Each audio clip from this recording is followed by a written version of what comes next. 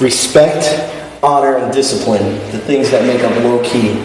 Tonight, you get to show the world that at Ring of Honor, this tournament is all about you because it's all about respect, honor, and discipline, everything that you are. This tournament's about nothing else but you. It's not about Xavier, it's not about Nana, and it ain't about Red. Hell, it ain't even about Christopher Daniels.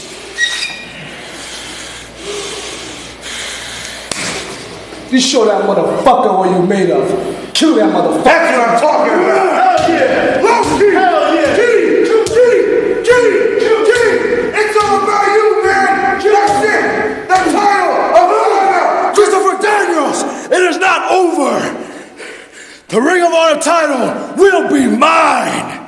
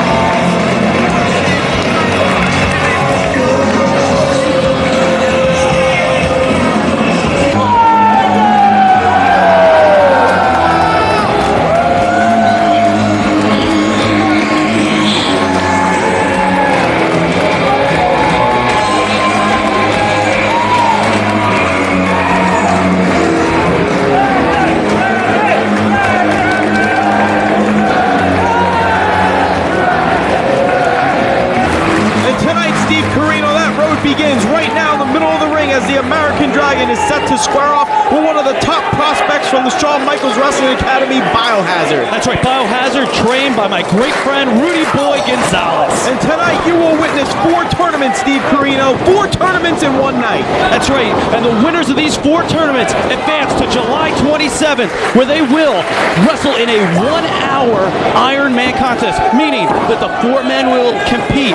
The one that has the most pinfalls or submissions in 1 hour will become the first Ring of Honor champion. And Biohazard's making a great name for himself right away on my pick to win the whole thing, American Dragon. Well, nice snap suplex of the neck right there on the American Dragon. Biohazard is bigger, stronger, but I don't know if he's faster than the American Dragon. Biohazard is a top prospect from the Texas Wrestling Academy. I can assure you, this man has come to kick ass and take names, and right now that name is the American Dragon. That's right, you don't drive 26 hours from San Antonio, Texas to South Philadelphia, Pennsylvania to lose. Biohazard wants to make a name for himself, and what better way than to defeat American Dragon right here, road to the title. Nice back fist to the skull of the American Dragon into a Northern Lights cradle suplex. American Dragon is out at 2. Both men are very even when it comes to the groundwork, although if I had to give a slight edge to someone, the American Dragon would have it. He is well schooled in the art of submissions. All the techniques of grappling, the American Dragon has mastered them well at the ripe old age of 20. This man can go with the best of them. But right now, Biohazard is staggered into the ropes. Whip off the ropes, American Dragon, up and over through the legs. Nice knife edge to the throat of the Biohazard. And Donnie B, I talked to a lot of the boys in the locker room, and they all say the American Dragon has one of the hardest chops in the pro wrestling industry. Well, after this match, you can ask Biohazard if that's true or not. And I bet you he says yes. Right now, American Dragon back in control. Nice. Going for the back suplex. 2 nice stiff forearms to the back of the American Dragon lays him out in the middle of the ring with a forearm that could have crippled Mount Rushmore. Bro, I'll tell you what, Donnie B, Biohazard right now must be rethinking what he was driving for, because that clothesline just about took his head off. Oh! Speaking of taking a head off, that kick did the same thing to American Dragon. A little knocked off kilter there, American Dragon.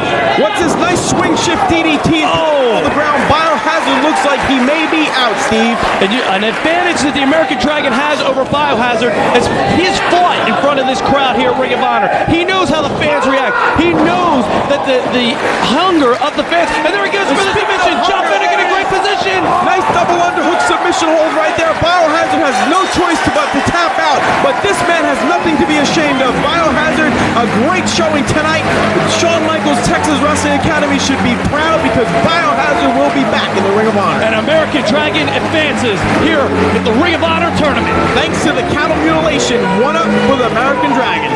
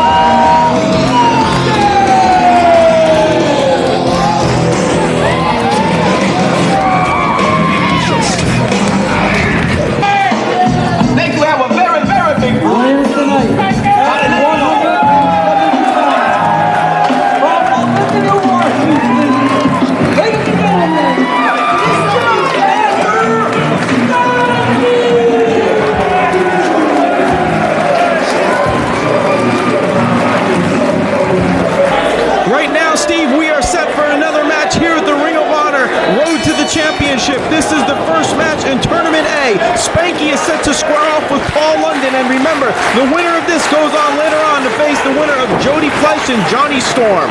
I'll tell you what, Donnie B, this is a great matchup here. Spanky, the showstopper, the man that's undefeated here for Ring of Honor against Paul London, an up-and-comer that is just wooing the fans here at Ring of Honor.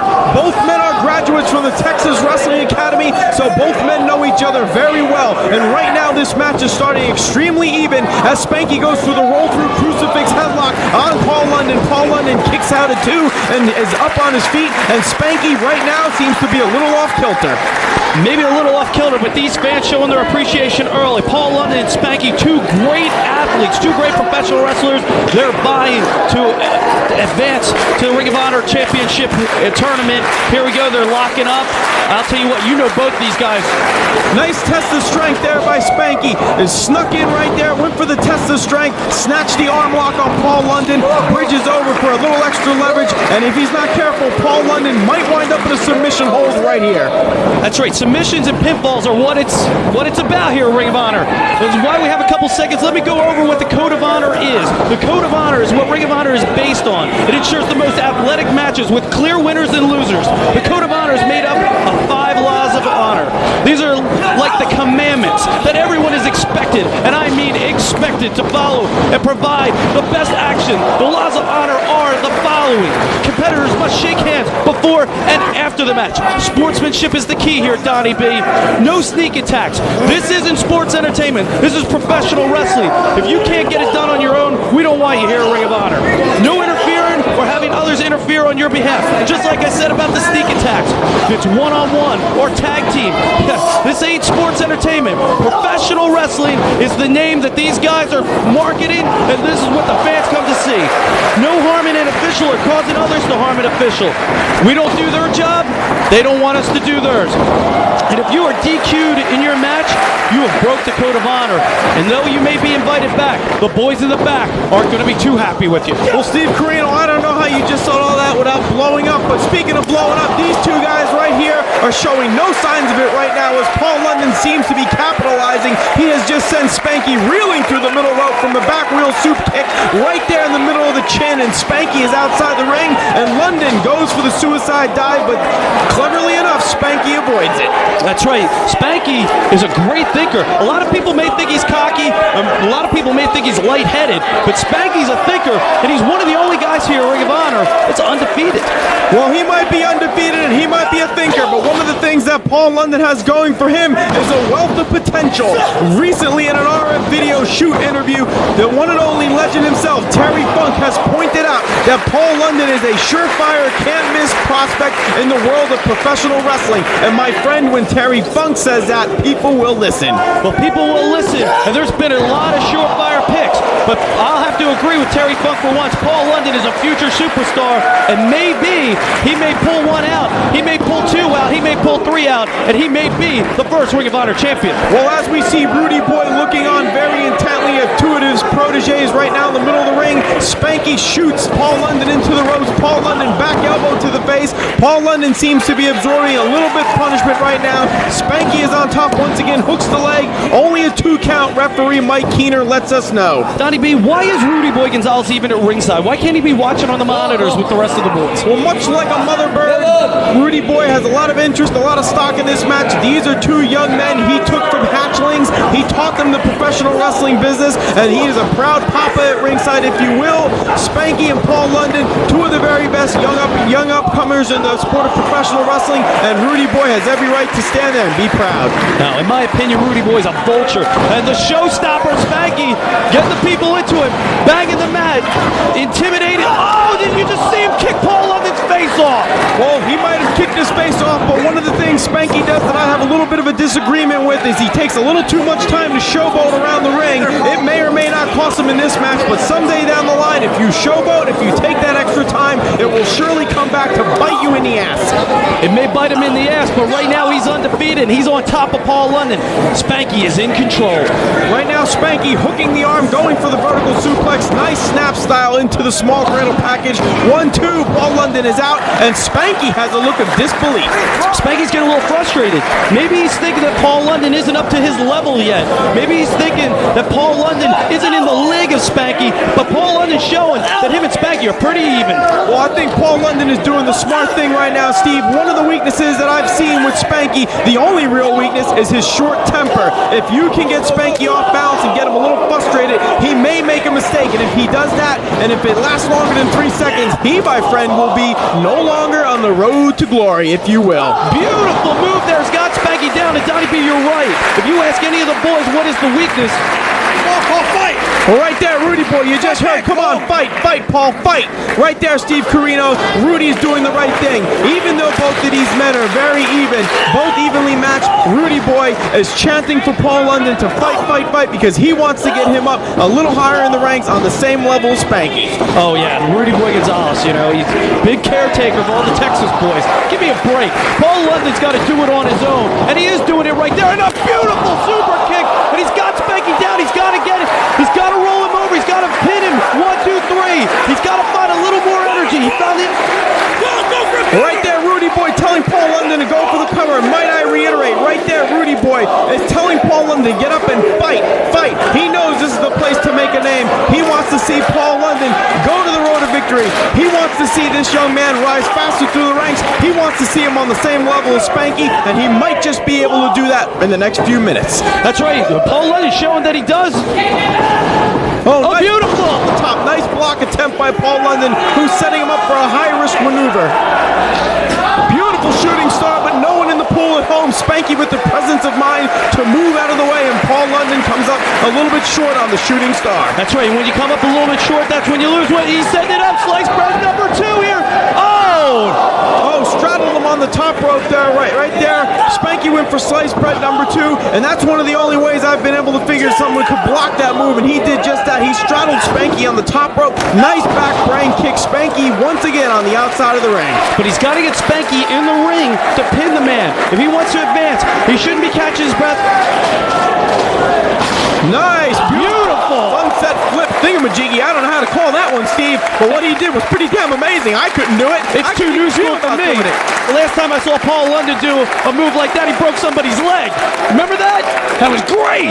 Well, I don't think he has a broken leg, but Spanky's got a few marbles jarred right there, and right now, Paul London has to capitalize. He has Spanky hurt. He has Spanky dazed and confused, and if he's smart, he would go for something right now in the next few minutes, maybe another high-risk move, and he might score the 3 count. Paul London, nice outside moonsault. But Spanky too close to the ropes. That's what shows the brain of Spanky. The guy's a thinker. Even when he's getting beat on, he's thinking. He's knowing where he's at. The placement in the ring. He placed himself right near the ropes. 1, 2, foot in the ropes. 2 forearms to the chin of Paul London. Spanky going for the belly-to-back suplex right there. Nice. Right off the top rope, Paul London looks for the double underhook. Face first slam into the mat. A nice high-impact move by Paul London, but is it enough? Oh, Spanky barely got out of that one, Steve. The referee, Mike Keeter, was in perfect position again. That's what I love about Ring of Honor. The official's always in position. You'll never have to blame an official for a match going one way or the other. London still on top of Spanky. Spanky, he needs to get up. He needs to get right back on Paul London if he wants to win this match. Everybody's expecting Spanky to win, but Paul London's really taking it to him. And right there, Paul London made a cardinal mistake. He took a little too much time going to the top rope, and Spanky made him pay for it. Crotched him on the top rope. Now Spanky looking to finish off Paul London with perhaps a superplex off the top rope. Paul London blocks it once, twice. Oh! Did Paul London just land on his head? Right there seemed to be Paul London going for the block of the superplex. Might have been off base a little bit and fell face first on the top rope. That might be it for Paul London. I don't know how he's going to kick out of that.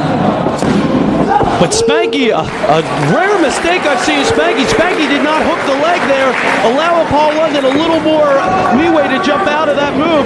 Spanky goes for the suplex right on his head. Wow, I've never seen that move before, Steve, but I'll tell you right now, Spanky is pulling out all the stops in this match. High-risk power moves.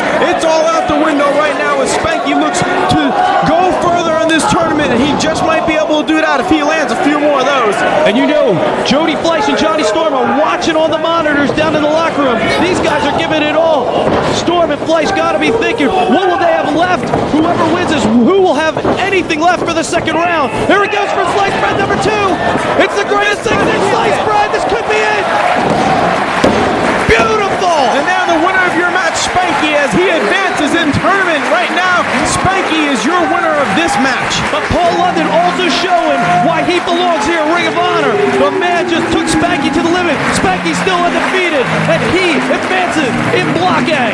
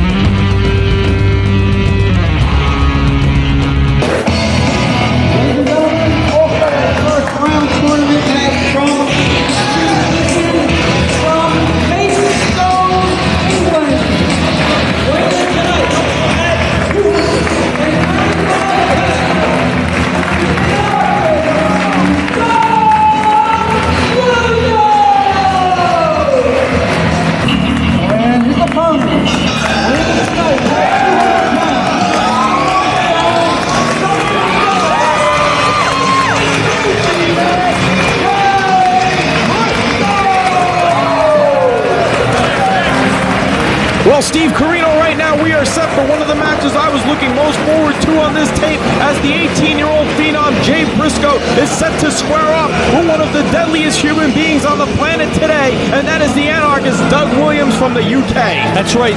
The UK has seen Doug Williams for a few years now, and now Ring of Honor's lucky enough to have Doug Williams in South Philadelphia. These people in attendance tonight may or may not be familiar with Doug Williams, but I can assure you of this, after watching this man in the ring for only a few moments, you will be impressed, as will Jay Briscoe, who starts out the match galloping for position right now. A nice tie-up in the middle of the ring, and with the strength advantage, Doug Williams quickly capitalizes on Briscoe. And a great reaction from the fans here in Ring of Honor for Jay Briscoe. Jay Briscoe proving to the fans here in Ring of Honor that he belongs. Not only does he belong, but Jay Briscoe tonight wants to prove why he wants to be the first Ring of Honor champion. He knows that if he defeats Doug Williams, he'll go on to wrestle the American Dragon, my pick to be the Ring of Honor champion in the Block C part of the tournament. Well, with influences such as Mark Rocco, the Dynamite Kid, Dave Finlay, Steve Regal, Johnny Saint, Steve Gray, and many, many others, Doug Williams is well schooled in all forms of professional wrestling,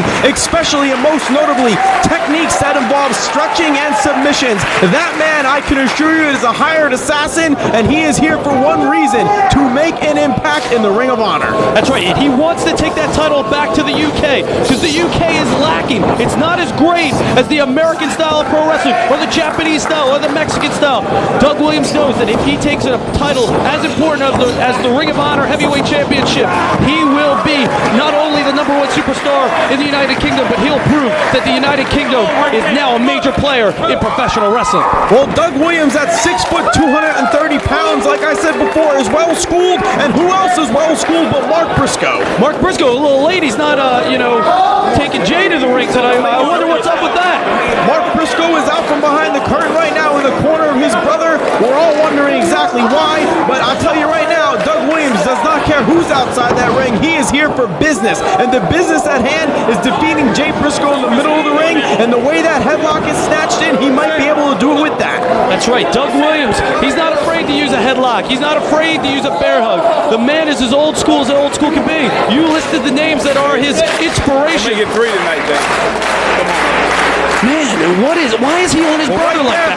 Mark, I don't know if many people know this or not, but at only age 17 is not legally allowed to compete here in the state of Pennsylvania. So one of the things he has been doing is gaining valuable first-hand experience, not through the visor of a monitor, but through live action right there in the corner of his brother, waiting for the day that he is able to make his debut in the Ring of Honor Square Circle. Come on, Jay. And now being even cocky to his brother. You saw it last month when he was just healing Jay Briscoe some fierce and wasn't even happy when Jay Briscoe won his match. But he said to Williams, and Williams a hard shoulder tackle. Nice shoulder tackle down to the mat. Doug Williams combines the perfect mixture of strength and speed. The prototypical wrestler is out the window when you look at Doug Williams. Doug Williams should not be able to move that quickly for a man at that size. Doug Williams, my friend, is a phenom. That's right. Did you see that right there? Couple maneuvers, right back into the headlock. Well, I have never seen that before, and a nice grimace on the face of Mark Briscoe, who's been giving Jay a hard time about losing. And believe me, he was not happy when he got beat by Tony Mamaluke at the Night of Appreciation. Well, Donnie B, when Jay Briscoe defeated Tony Mamaluke, Mark Briscoe was not happy, and I don't understand why. You know, we've seen a lot of families in professional wrestling. Was he cheering for Jay or was he cheering for Doug there? The jury's still out there. We've seen a lot of great wrestling families before. The Von Erichs, the Funks, the Harts. And 9 out of 10 times, they didn't put their dirty laundry, you know, in public. But Mark Briscoe's showing the world, and he's telling everybody how the displeasure he has with his brother Jay. Well, I can tell you this right now. Jay Briscoe needs to concentrate on Doug Williams and forget for just a few moments that Mark is in his corner. Doug Williams on the mat right now kicks out at almost two-thirds. I can tell you this, I don't think that Doug Williams thought that Jay Briscoe was going to put up this much of a fight, but the fans here at Ring of Honor, they know what Jay Briscoe is all about, and after this match, win, lose, or draw, so will Doug Williams. Jay Briscoe, unlike the first 3 times Jay Briscoe's been here at Ring of Honor, he was bigger than everybody else. This time, Doug Williams has the height and the strength advantage. Right there, a big kick into the ropes. A big knee, and hit Jay Briscoe right in the jaw. Nice flying knee to the jaw of Jay Briscoe, who is down on the mat, and as you see outside the ring, his brother Mark is still looking on. One of the questions I've been asked a lot as of late, Steve, is perhaps Mark Briscoe a little bit jealous that his brother Jay can wrestle right now in Ring of Honor and he can't? In my opinion, Donnie B, he is a little jealous. Right there, Doug Williams, a little mistake there, arguing with John Finnegan. Maybe he doesn't understand that the officials are here to do their job. There's no bias or anything else. Oh, he just dropped him on the bottom of his head. Briscoe with a very impressive display of power. That man happens to be 230 pounds, and I can assure you of this, that is dead weight in the middle of the ring, and for Jay Briscoe to throw around Doug Williams like that is impressive indeed, my friend, but not as impressive as that top rope leg drop Jay Briscoe just hit onto the throat of Doug Williams. He might have a 3 count here, Steve. But he's got to hook the leg. Jay Briscoe's got to hook the leg, put more of the pressure on the shoulders, especially now while he was working on the neck.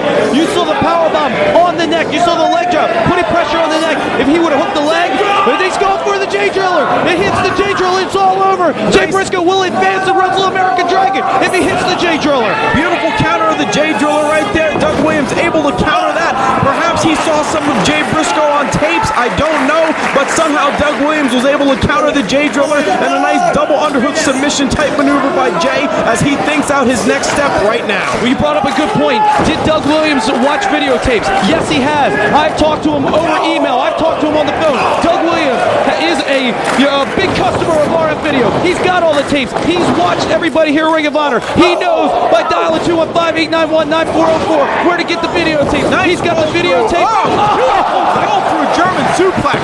He got him. He got him. Doug Williams advances. Doug Williams scores the victory with the roll through Chaos Theory German suplex. The Chaos Theory advances Doug Williams in this tournament. That's right. The finals of the C block will be Doug Williams against the American Dragon, and Mark Briscoe is not happy.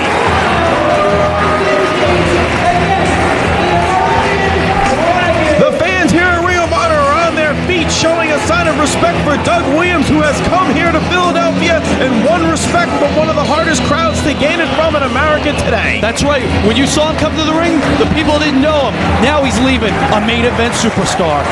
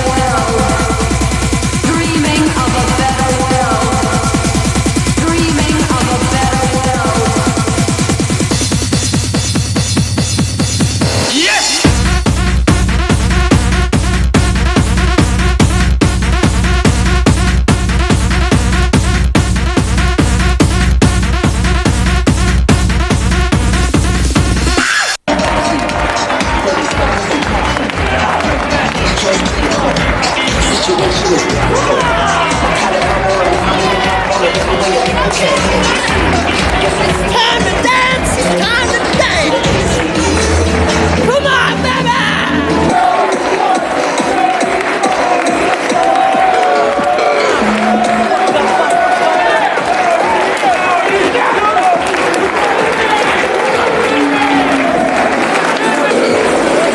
And right now, Steve Corino, we are set for 2 more imports from across the ocean with the Phoenix, Jody Fleisch, and Johnny Storm set to square off right now in the middle of the ring. Donnie B, I know both these men very well. On my tour in the fall of 2001 to the UK, I wrestled Johnny Storm. I took this kid to the limits. This kid is good. Oh, very cocky, but very good. Jody Fleisch, a member of Michinoku Pro Wrestling in Japan. This kid has what it takes to win not only this match, but the whole tournament. Jody Fleisch and Johnny Storm, not the biggest, not the strongest, but 2 of the best. Well, as you know, Steve, this is match number 2 of Tournament A, and the winner of this match will face Spanky a little bit later on tonight. But right now, Johnny Storm is jockeying for position. Nice clubbing forearm onto the back of Jody Fleisch, and the secret with men like this is trying to wear them down fast as the match goes on. Try to get it over in the first few minutes, because if you keep doing that high-risk stuff like these guys do, you will sooner or later run out of gas and crash and burn. And the great thing about these 2, Donnie B, no lie, Johnny Storm and Jody Fleisch have wrestled each other over 150 times over the last 3 years. These 2 know each other more than any 2 wrestlers can possibly know each other. Unbelievable actions. If you see one Jody Fleisch match against Johnny Storm, you haven't seen them all. They come out with something new every time. Well, the thing about it is this, Steve, even though these 2 men have an animosity, they were able to put those differences aside, as you saw in the beginning of the match, and still shake hands and adhere to the code of honor, which I think is a very important aspect of this match. Johnny Storm is young, he's cocky, he's confident. Jody Fleisch, brash and upstart. He too is a little bit arrogant, but I can tell you this, these 2 men have the utmost respect for each other. They shook hands and upheld the code. That's right, they've always respected each other. It's not about who hates who or who's going out with whoever's girlfriend. It's about wrestling. They want to be the #1 wrestler from the United Kingdom. We saw Doug Williams earlier. Johnny Storm and Jody Fleisch have the same goal in mind, to be the #1 pro wrestler from the UK, making an impact here, Ring of Honor. Nice backflip into a Japanese arm drag on the body of Johnny Storm, and Jody Fleisch is set to take to the air any second now. Jody Fleisch underneath the swinging clothesline into the rope. Johnny Storm back again, misses the back elbow. Johnny Storm goes flying through the middle rope and headfirst into the barricades which surround the Ring of Honor. And the front row must be saying, thank God for guardrails right now. Right now, Jody Fleisch is set to take off, much like one of those jumbo jets that go from here to the UK and back on an hourly basis. But no, he fakes us all out and does a nice backflip into the middle of the ring. Steve, I apologize for not being able to keep up with some of this action. As you know, the motor mouth himself, Donnie B, I am even at a loss for words with some of this stuff. Unbelievable. When we think we know a move that they come up with 3 others. It's insane. Johnny Storm flips behind. Super kick right to Johnny Storm's face. Well, Johnny Storm seemed to be a little rubber legged right there, and out over the top rope and a nice power forearm clothesline by Jody Fleisch. Johnny Storm is spending a lot of time outside the ring, probably more than he wants to. That's right, Jody Fleisch, what is he setting up for here? Well, it looks like the Phoenix. No pun intended. I like that. My goodness! Nice, beautiful shooting star off the top rope. Jody Fleisch is here, and he is here to make a statement, and that statement is that, hello, my name is Jody Fleisch, and I want to wear the first Ring of Honor championship. Look at there. There's only about 6 feet worth of space there that Jody Fleisch had to hit Johnny Storm, and not only did he hit it, he splatted Johnny Storm all over the floor. Well, as you know, Steve, whenever you used to do those maneuvers like those shooting star presses to the outside, if you're off even a half a centimeter, you will be devastated because you will land head first right outside on the concrete floor. Yeah, that's right. And too many shots to the head on the concrete floor, you're going to be like a punch-drunk boxer, and that's no way to be when you're this young, too young, in their youngest the early 20s. Johnny Storm and Jody Fleisch, they're doing a lot of high-flying maneuvers, a lot of times falling on their head. Oh, he tried to throw him on the head there. Goes for a 2 count here. Goes for a 2 count out of the German suplex, a nice roll-up. Johnny Storm shot into the ropes. And don't think I forgot Steve Corino. You've never done a shooting star press outside to the ring. I thought you'd come clean, but you didn't, so I just added that in. A nice roll through. Jody Fleisch with a 2 count. Mike Keener lets us know that these two are extremely even at this point in the match. Donnie B, you're the play-by-play here at Ring of Honor. If you said to the fans that I was 6'6", 320 pounds, I wouldn't disagree with you. Well, what I will say is that right there, the Phoenix Jody Fleisch just did that. He flew through the middle of the air, back first off the top rope. Both men are down in the middle of the ring. Fleisch seems to be a little worse for wear. Johnny Storm may use this opportunity to capitalize, perhaps go for a submission or some type of inside cradle on Jody Fleisch, who may at this point have nothing left in the gas tank. I can't see how they have anything left in the gas tank. I'm tired talking about it. I know you are. Absolutely. And when you get tired of talking, we're in big trouble.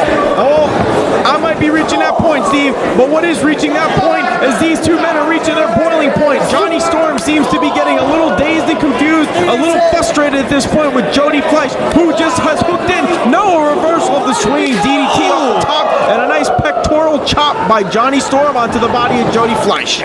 Oh, and he fell, slipped off the ropes, recovered quickly. A big Frankensteiner, a variation of the Frankensteiner. Johnny Storm knows he's got to cover. Go for the 3 here.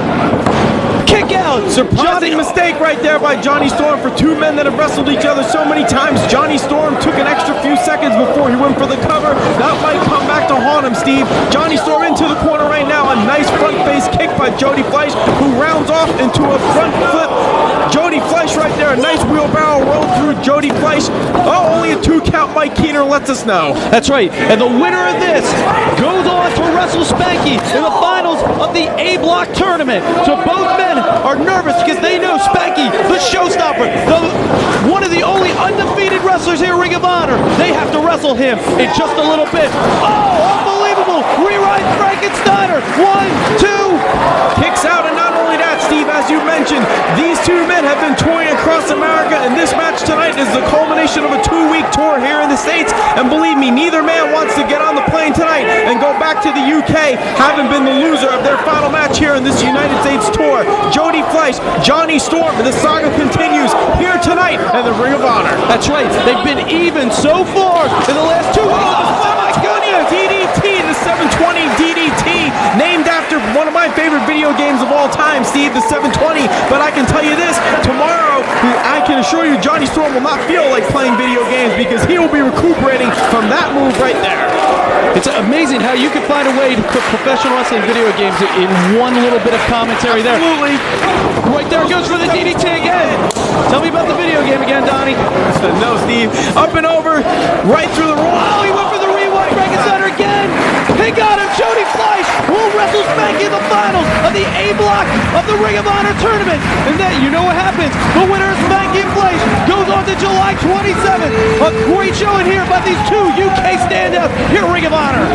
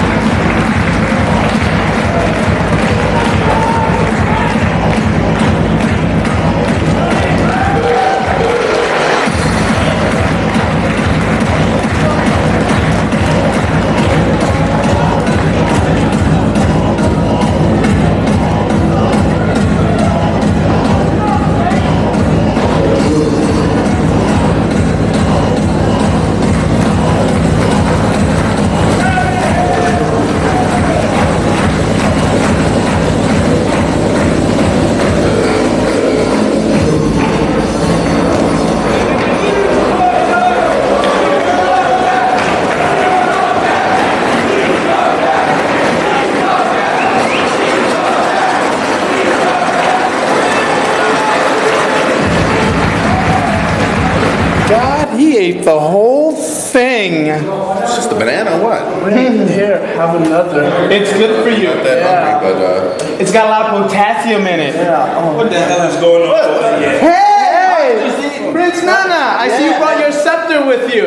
Yeah, and we're all just watching. help! Help! Can I have a bite? What? I don't understand these wrestlers here at the ROH. They're all so tough, and then they see us and they run away. I just wanted a bite of his banana, if you know what I mean. I liked it better when it didn't have any skin on it. Come on, let's go find him.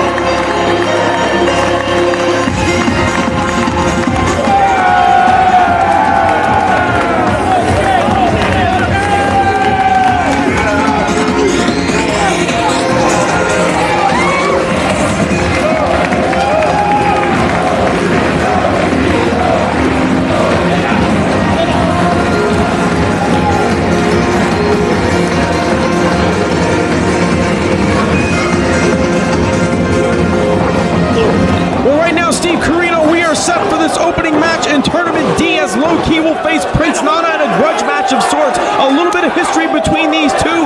Nana looking for a little bit of revenge here tonight on Low-Ki for actually knocking him on his ass a few months ago in the Ring of Honor. Low-Ki, full of intensity and fire, and Nana is looking to extinguish that quickly. What strategy by Nana? Don't let Low-Ki think. Don't let him get into the zone. He attacked him right for the belt. I don't know why more guys don't do that to Low-Ki, because when he gets in the zone, he's almost unbeatable. Prince Nana has a great chance of advancing here. He is staying on Low-Ki. This is going to be great. Prince Nana is taking it to Low-Ki. Well, as you know, and everyone else out there knows, Low-Ki has had Match of the Year candidates thus far on all of the Ring of Honor shows, and Prince Nana is well aware of that.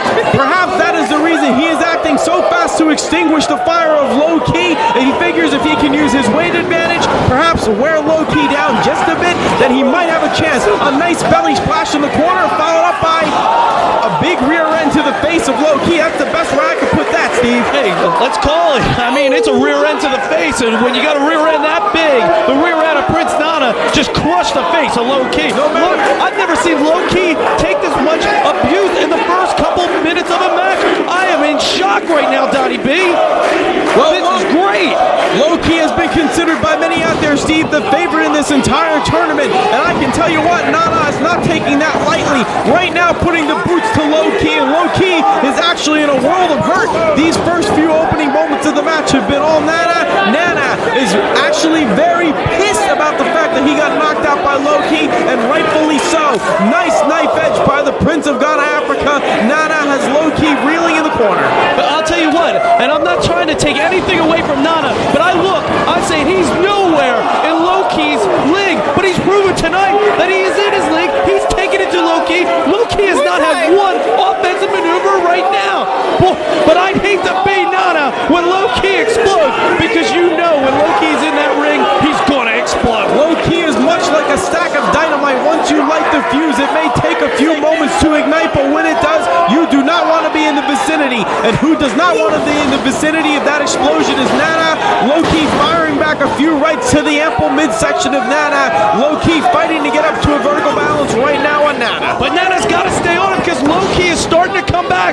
But the fire's in him, and there's one of those hard chops. Stay on him, Nana. If you want to win, you got to stay on him. Get him on the mat. Start kicking him. Start punching him. There's a forearm, like the forearm that knocked him down a few months ago. Nana kicking Low-Ki back down into the corner. Once again set for that rear end to the face. That, my friend, can knock a man cold not only for an hour, but for an entire lifetime. He might put Low-Ki in a coma if he keeps hitting that move. That's right. A big ass to the face. Doesn't look too spectacular, but it sure hurts. And Low-Ki back up, bumps him down. Another chop takes Nana down. 3 chops, takes Nana down 3 times. Low-Ki's pissed, and he's going to explode. Low-Ki chopping Nana on the corner like an African redwood tree. Nana on the retreat right now in the corner. Low-Ki just keeps firing those knife edges, actually knocking the body weight off of Nana as we speak in the form of sweat. Nana back into the corner. Low-Ki another belly splash. There it is. Low-Ki misses the ass splash. Oh! Nana may be out for good. Donnie, oh my God, Donnie B. That's John Finnegan. The referee calling off Low-Ki. Unbelievable, John Finnegan. Something appears to be wrong with Nana, who appears to have suffered some sort of head injury right now in the middle of the ring. Oh, Finnegan calling for some assistance from the back. That's not good. He's got to keep Nana down. That is one of the most amazing things I just saw. You see Rob Feinstein getting in the ring, John Finnegan. I'm sure they're going to have to get a doctor here, Mike Keener. Unbelievable. He just took a kick to the head that I've seen a lot of kicks to the head, and I've taken a lot of kicks to the head. And as a guy that's had 6 concussions, getting hit in the head is not a fun thing. And getting hit, if he's got a concussion or even worse, unconscious, no, we've seen it move. But the brain is something you don't want to fool with, because if you're losing memory, if you're losing any part of that stuff that goes with the brain, I mean, it's unbelievable. You see the Rudy Boy out from the back, the officials. They need to get a doctor. Gabe Sapolsky in. This is insane. Man, I just hope Prince Nana's okay, and I'm sure all the boys in the back are thinking he's okay. This definitely is not what you want to happen. Low-Ki intense, but probably concerned because, you know, it's a family in there, and Prince Nana is hurt.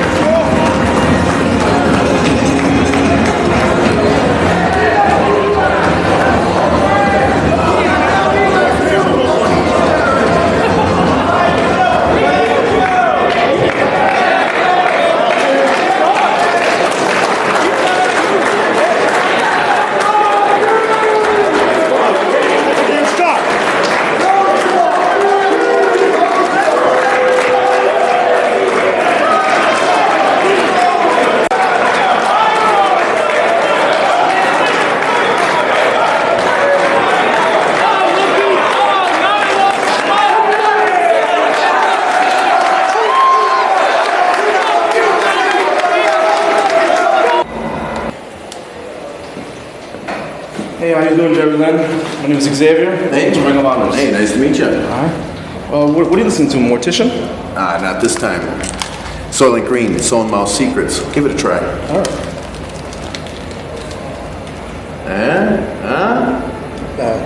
Not bad. Where can you get this, Walmart? Walmart? Not quite. Try relapse.com. Relapse.com.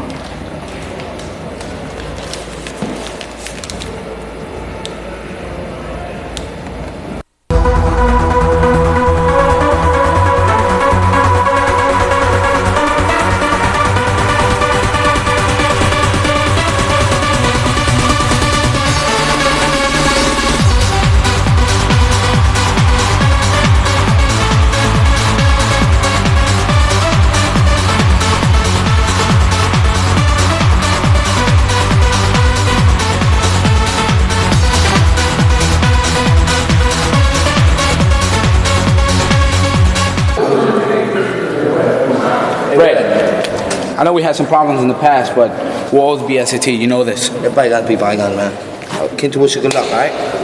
Yeah, Red. Good luck tonight, man. Thank you. Good luck, bro. No matter Hope what. you win it. Thank you. You know what?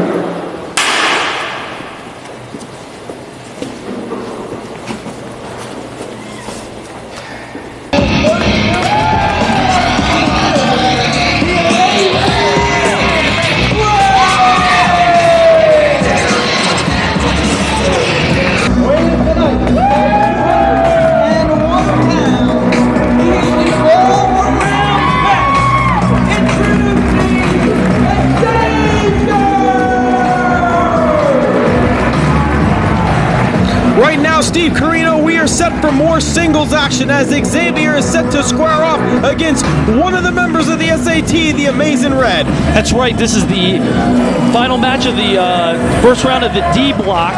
The winner of this one between the Amazing Red and Xavier goes on to face Low Key. I don't know if that's a plus or a minus, but believe me, from what we saw before, and I know out in the back somewhere, Nana's still reeling from the effects. Key is on fire, so the winner of this match is going from the fire into the inferno, if you will. Low Key is set to square off against the winner of Xavier and the Amazing Red. Who will it be, Steve Carino? If I had to make a pick right now, I'd give it to Xavier, who is on a roll as of late here in the Ring of Honor, having victories over Scoot Andrews and James Maritato. That's right, Donnie B. I got to agree with you. Xavier's got the height advantage, the strength advantage. Yeah, you know, look at the body, Xavier. He just threw The amazing Red about 16 feet across the ring. Overhand sack toss on Red by Xavier, who is deceptively strong. And I say that only because he's not one of the taller wrestlers out there, but pound for pound, Xavier is probably one of the strongest wrestlers, not only in the Ring of Honor, but in all the world of professional wrestling. Nice tope dive by Red onto Xavier. And Red, what he misses in height and what he misses in strength and misses in body, he makes up with in heart. Red knows that he is not the biggest, he's not the tallest, he's not the strongest, but he's got the most heart, I think, of anybody in this tournament.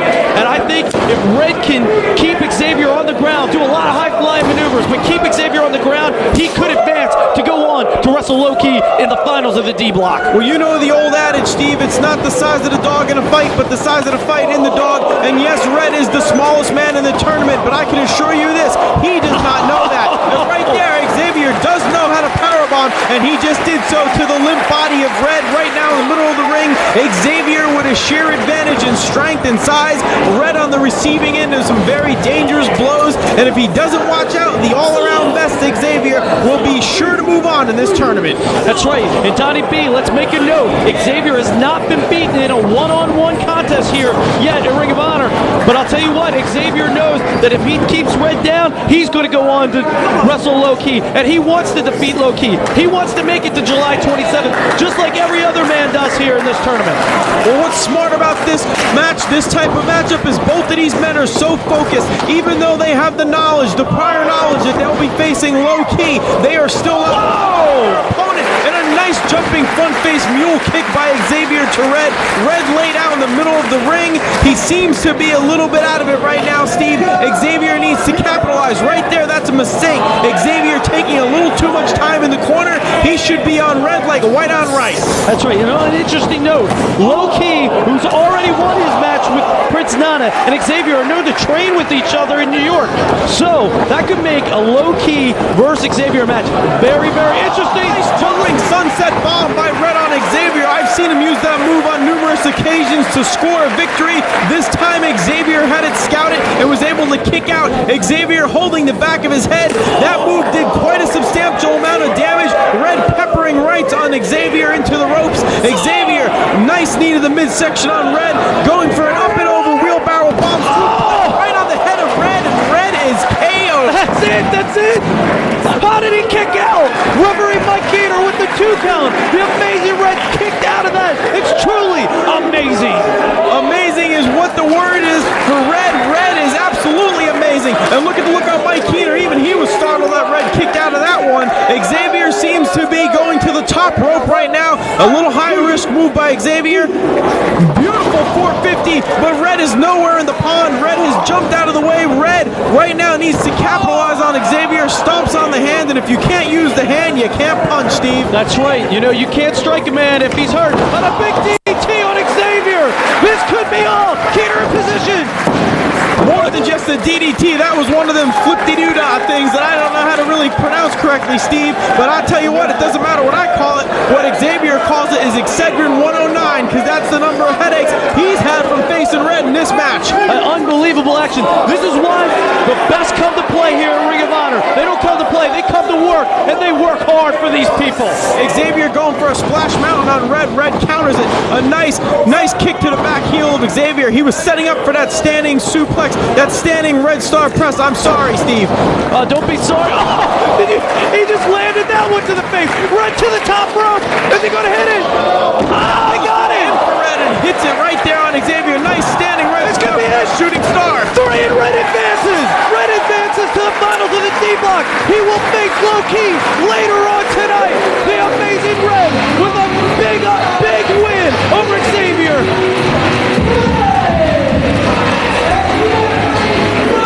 Well, right there, Xavier has nothing to be ashamed of. He fell victim to the Red Star press, as many a man has.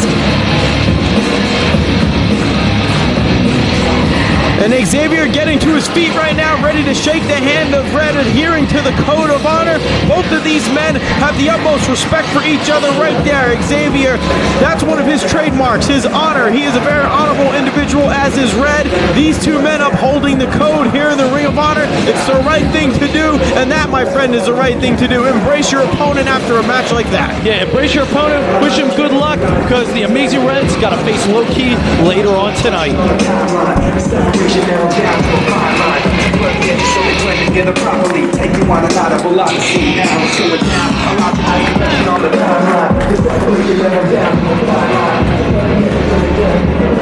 the hell was that? I was counting on you, Xavier, to be the guy to get rid of Low Key in this tournament. And this is what you do to me? You lose to Red? I'm very disappointed in you, man. Very disappointed. And you! Listen here, kid. I don't know what happened with you tonight, if the sun is shining on you or whatever, but you better bring this game to Low Key tonight, because I want you to take him out of this tournament, or you're going to pay for it. And that's the gospel, according to me. You got me? You got me? Get out of my face. Next time, be a man and pick on someone your own size. Get ready for Low Key. Or Red. Doesn't matter who it is, I'll take him out. I'm gonna be the next champion. I'm gonna be the next champion. Hey! Who do you think you are? Don't you ever take a microphone out of my hand, punk? I don't know the Angel Christopher Daniels. As far as I'm concerned, you're nobody. You don't deserve to be in this tournament. You don't even deserve to be in the same ring with me, punk. Shut your mouth, Peter Boy, pedophile! If you want to start something with me, let's take it a step further. Me, Fallen Angel, first round of the tournament. And if you don't like that, deal with it.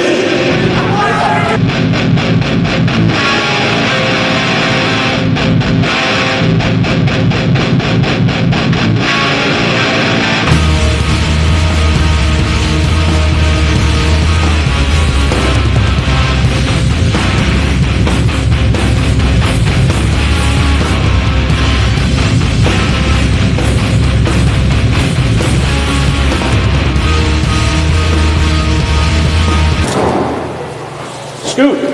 Yes, Sheldon Goldberg. Hey, Sheldon. Good to see you. Nice to meet you. I want to introduce you to someone. Okay. Scoot Andrews, Sumiya Sakai from the JD Promotion, Japan.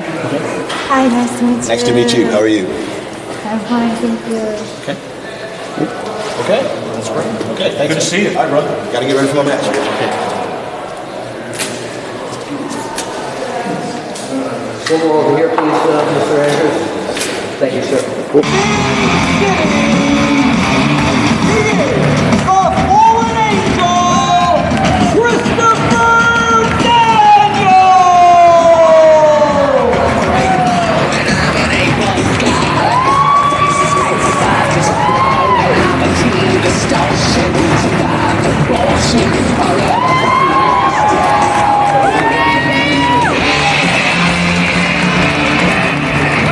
I run this promotion, and don't ever forget it.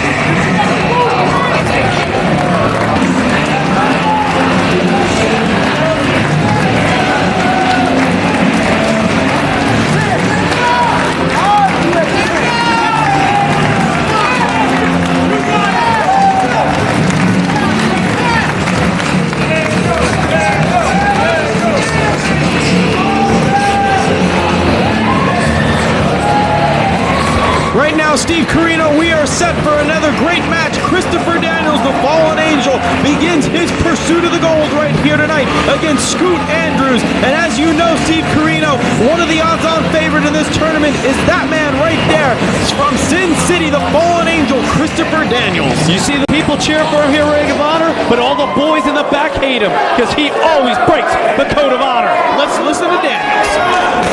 Make noise for God's gift to professional wrestling.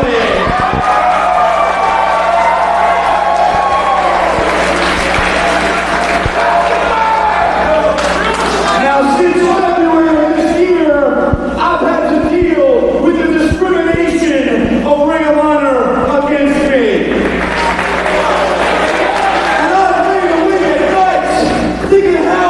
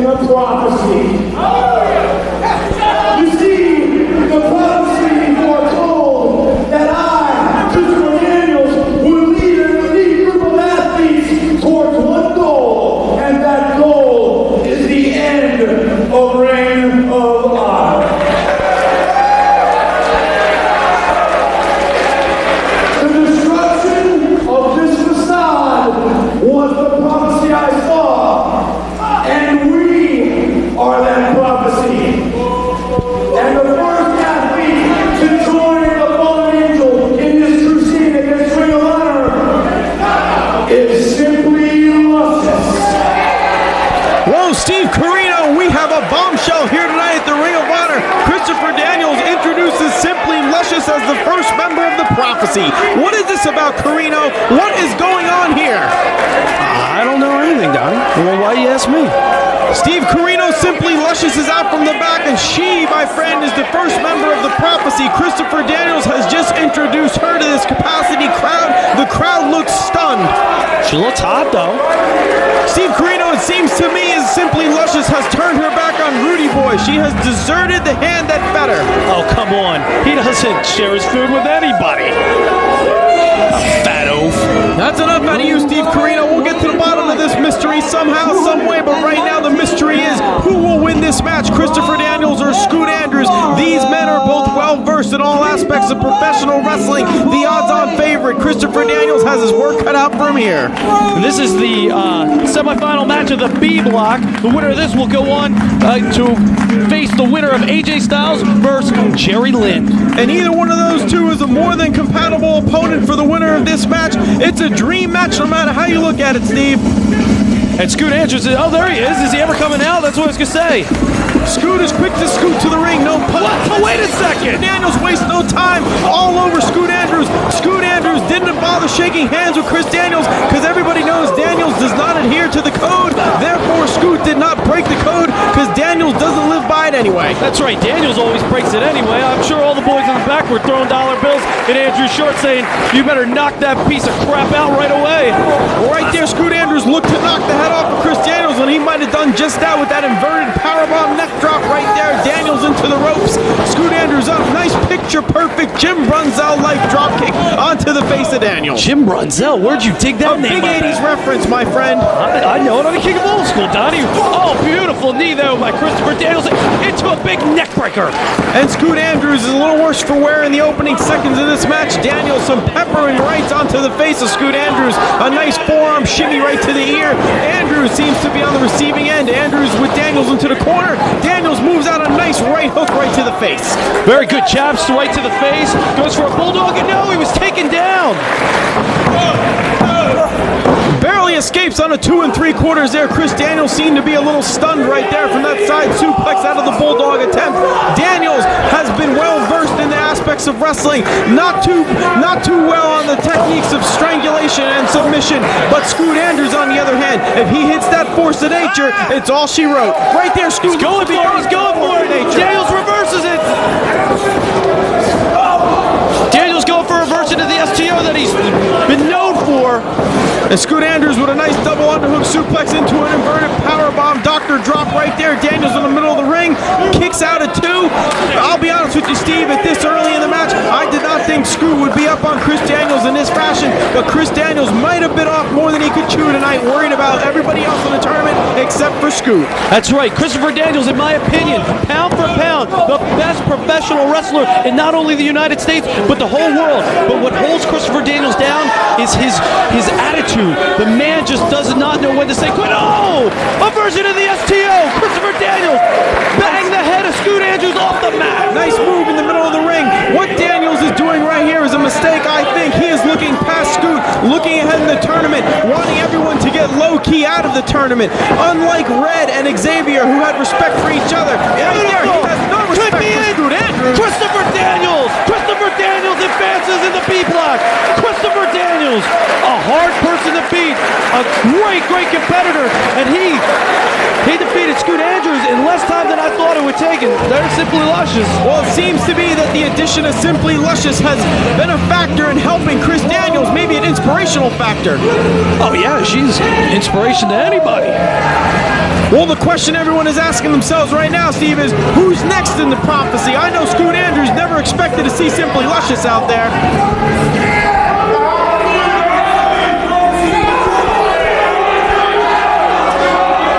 She's got the mic, and, she wants to talk. I don't agree with her going with the prophecy, but you got to take a break when you can get one.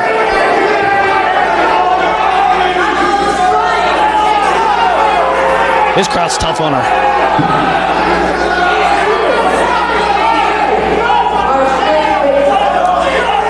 Whoa, a big right hand bone to the cheek of Scoot Andrews, and Scoot is not going to take to that kindly. You ever been slapped with a woman that beautiful? Only if I paid a lot of money for it, Steve. Oh, he's asking her to hit her. Oh, this is a man's dream. What's Scoot gonna do? Don't hit her. You know what? The black Mickey boy has never hit a woman, but I got somebody that will. From Japan, Wait a second. Sumi Sakai From the land of the rising sun, here's an international import, if you will, Samu Sakai. Oh, come on, she's already a loser. She's got a Phillies hat on. But wait a second. You're telling me Sume Sakai flew 7,700 miles to take a shot at the prophecy? Well, Sume is a very great wrestler over in the land of the rising sun, but Simply Luscious is simply no pushover, as Sume is about to find out. We have an impromptu match underway.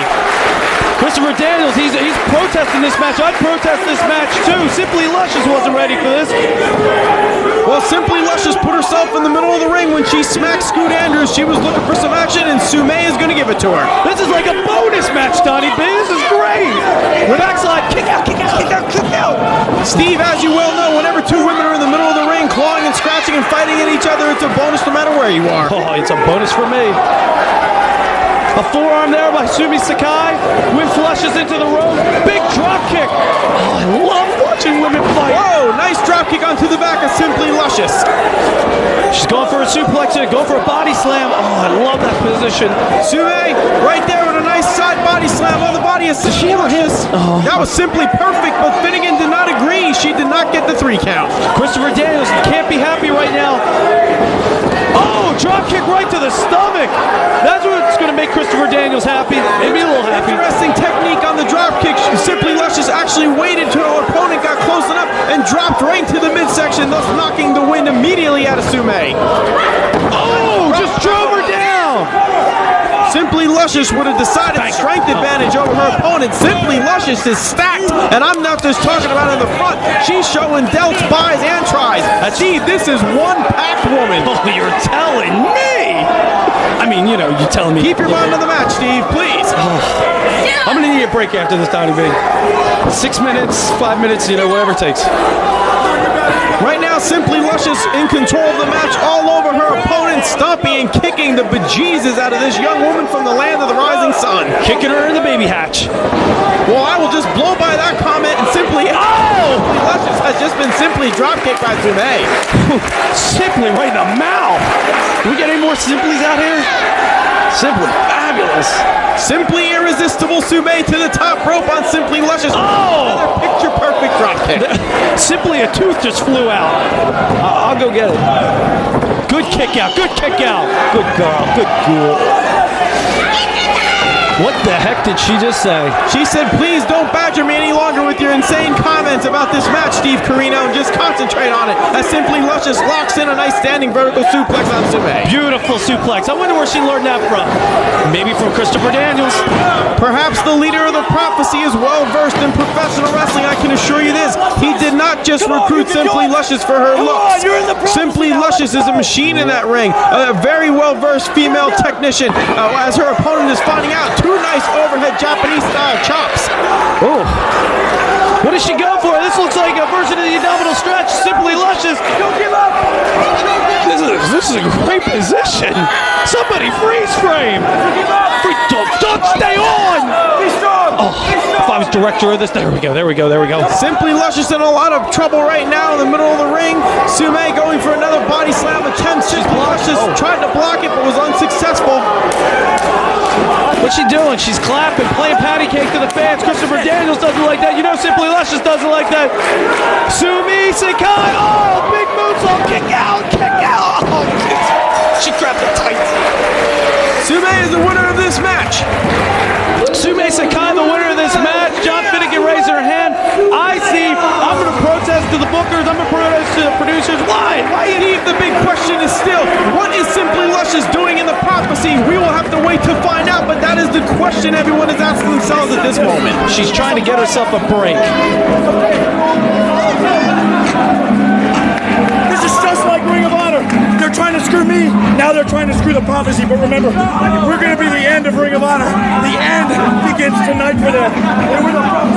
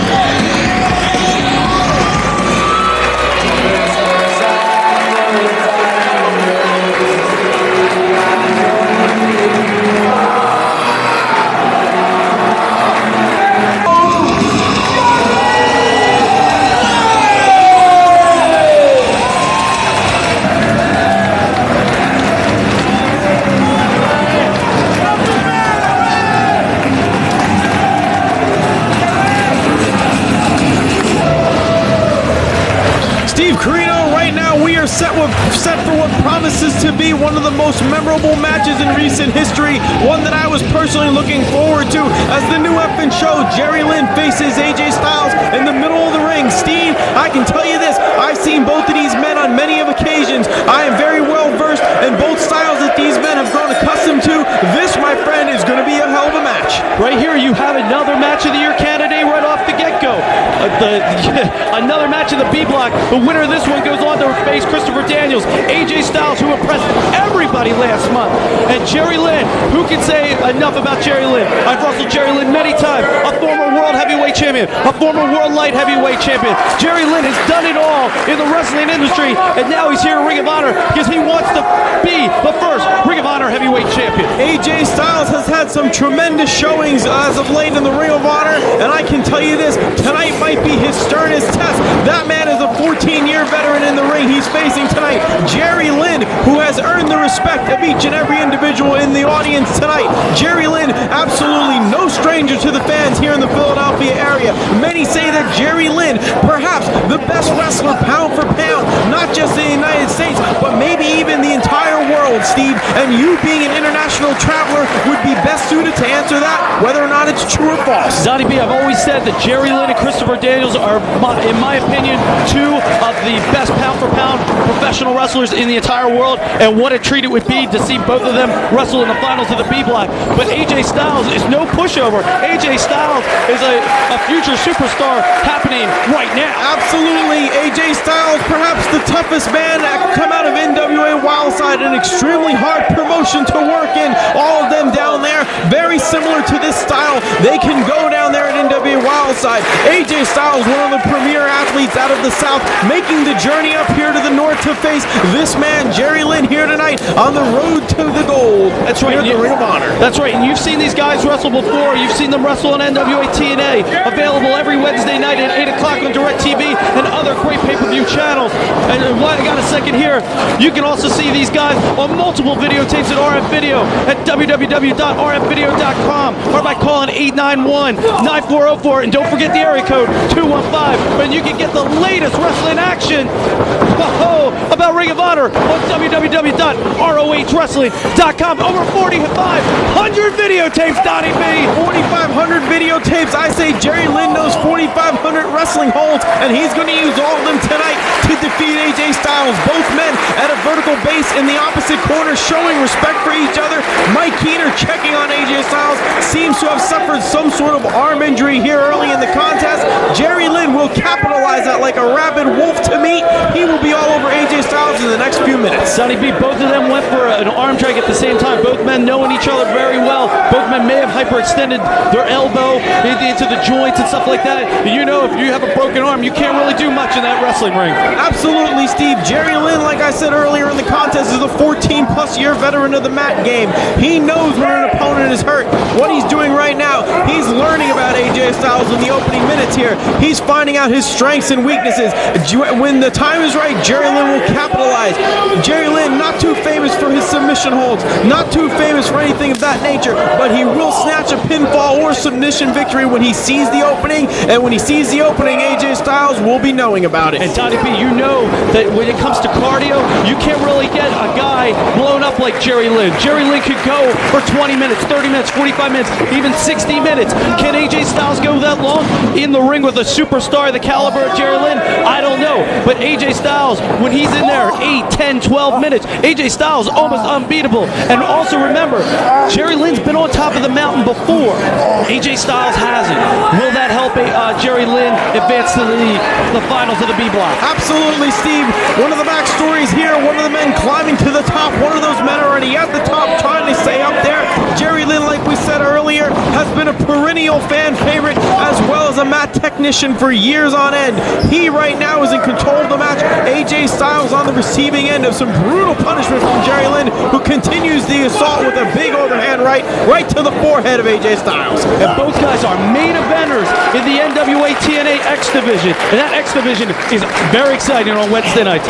I'll tell you what, at the NWA TNA, you've seen the NWA before in the last couple of years, a watered down version. Well, I'll tell you what, NWA TNA has proven in the last month that they are the real deal, and it's a hard place to work. I know it from experience. Absolutely. AJ Styles it's all about to have the X division, because X marks the spot, and that spot is the middle of the ring where Jerry Lynn just planted him with that side suplex powerbomb variation.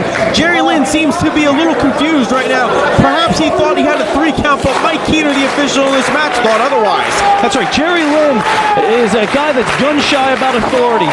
He doesn't trust the promoters. He doesn't trust the bookers. He doesn't trust the referees. Because for 14 years, Jerry Lynn has been held down, and he's had to create his own breaks. So, you're going to have to excuse Jerry Lynn if he's not too confident in the officiating skills of Mike Keener.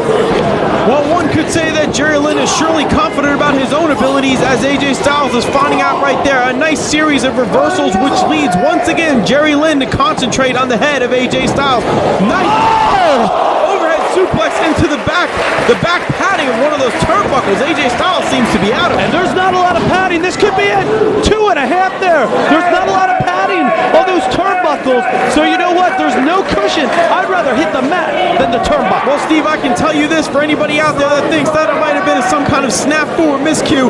Jerry Lynn does not make snafus or miscues. He knew exactly where he was and what he was doing, and what he was doing was softening up that back of AJ Styles, perhaps readying him for that cradle pile driver, or even perhaps this. Unbelievable, spinning him around. He doesn't know where he's going to be. Is he going to drop him on his head? No, AJ Styles comes by, goes for a kick, duck the clothesline, boom! A big super kick to the ear. If he connected to the ear, he may have knocked Jerry Lynn out. Jerry Lynn seems to be out right now, down on the mat. AJ with a lateral press, 1-2, does not hook the leg tightly enough, and Jerry Lynn is able to sneak out. Jerry seems to be getting a few inches of breath back right now. This is the time where AJ Styles must capitalize. If he has the hopes of putting the 14-year veteran down, it's going to have to be in the next few moments. I'll tell you what, I've put the shoulders of Jerry Lynn to the mat before, and I'll tell you what, it was one of the hardest things that I ever did. Is my win-loss record against Jerry Lynn real good? No, but I have defeated him before, and the way to defeat him is to stay on him. Don't let him get up, because you can't blow the man up. You got to hope for a win by just a lucky 3. You got to hook both legs. You got to hook up arm. You got to hook a head. You know what? You even got to choke him. Absolutely right now, AJ Styles shoots Jerry into the corner. Jerry up. Nice flying front face bulldog down into the mat. Jerry keeps going back to that head and neck area. Like we said earlier, Steve, a prelude to the cradle pile driver, which has captured many a victory for Jerry Lynn. That's right. In the cradle pile driver, you cannot protect yourself. The guy taking it cannot protect himself because he is driving your head into the mat, and that is no fun. What makes this match so unique, Steve, as unique as that escape by AJ Styles, is the fact that these men are mirror images of each other. Jerry Lynn sees in AJ what many saw in Jerry Lynn years ago. AJ being one of the best pure athletes in the entire business, as is showcased by that divorce court arm drop right there on Jerry Lynn. That's right. I would like to even, acknowledge that if you're 14 years ago, AJ Styles was Jerry Lynn. Jerry Lynn was AJ Styles. These two are mirror images of each other. And I gotta say, is Jerry Lynn a little mad that he's getting compared to AJ Styles when Jerry Lynn knows that at 14 years in the wrestling industry, he still has a couple good years left? Well, Steve, I'm not sure about that, but what I am sure about is AJ Styles seems to have gotten a second wind here, and Jerry Lynn, needs to slow the pace down a little bit, needs to get control, needs to get AJ on the mat. AJ is at his best when he's coming off of that top rope, so what Jerry needs to do is cut the legs out from AJ, needs to get back on top of him, needs to get to a vertical base. If he does that and is able to wear AJ down over the next few minutes, he could capture a pinfall. And you know what? If you look at the brackets here in the Ring of Honor tournament, you know what? I don't see two guys more evenly matched than AJ Styles and Jerry Lynn. Both men, great cardio, great looks, great physiques, great guys in the locker room. Guys that you would be honored to have the Ring of Honor championship belt on. Well, plus don't forget that the winner of this match will face Christopher Daniels, and you can bet that each of these men were salivating at the fact that they would get to get in the ring with Christopher Daniels and perhaps be the one to knock out the leader of the prophecy, the blowhard himself. Oh! That's right. Everybody wants a shot at Christopher Daniels. All the boys, all the referees. No one likes Christopher Daniels except for Simply Luscious right now. Hey, I don't really have a problem with Christopher Daniels, but you know what? I'm a broadcast journalist right now. My opinion really doesn't matter. And right now you can bet that Christopher Daniels is waiting in the wings, waiting to face one of these two men. Who will it be, AJ Styles or Jerry Lynn? No matter who it is, you can rest assured that the Fallen Angel will be able to clip the wings if need be of either one of these men in advance. Nice fall away breaker by AJ Styles. Both men down, both men worse for wear after that move, Steve. And you know, both these men, whoever wins this match, both men respect the code of honor, like myself, unlike Christopher Daniels. And you know, that's the difference between me and Christopher Daniels. Well, that and the fact that you still have your full head of hair, Steve, but Christopher Daniels has a lot more than that going for him. He has the win tonight in his bracket, his matchup, which advances him in the tournament to face the winner of this. And this arm lock here, it's very important that Jerry Lynn interlocks his fingers, because if he lets that interlocking go, AJ Styles will pull and hyperextend the elbow, thus breaking his arm. AJ Styles, not too well known for his submissions, but those of you watching this match might have noticed that that is the second or third time that AJ has went after that arm. That arm is the primary cradle holder in the cradle pile driver. If Jerry can't use it, he can't snatch that pile driver on as tight as he might be able to. Oh, beautiful! Reverse DDT in the middle of the ring. AJ Styles has to turn over, has to hook Jerry Lynn's leg, because these are the opportunities I was talking about. This is how you beat Jerry Lynn. Oh, Jerry Lynn. AJ took a few seconds there to get on top of Jerry Lynn, and it was the few seconds Jerry Lynn needed. Believe me, Jerry Lynn is not going to lay down on the mat for too long at any one moment.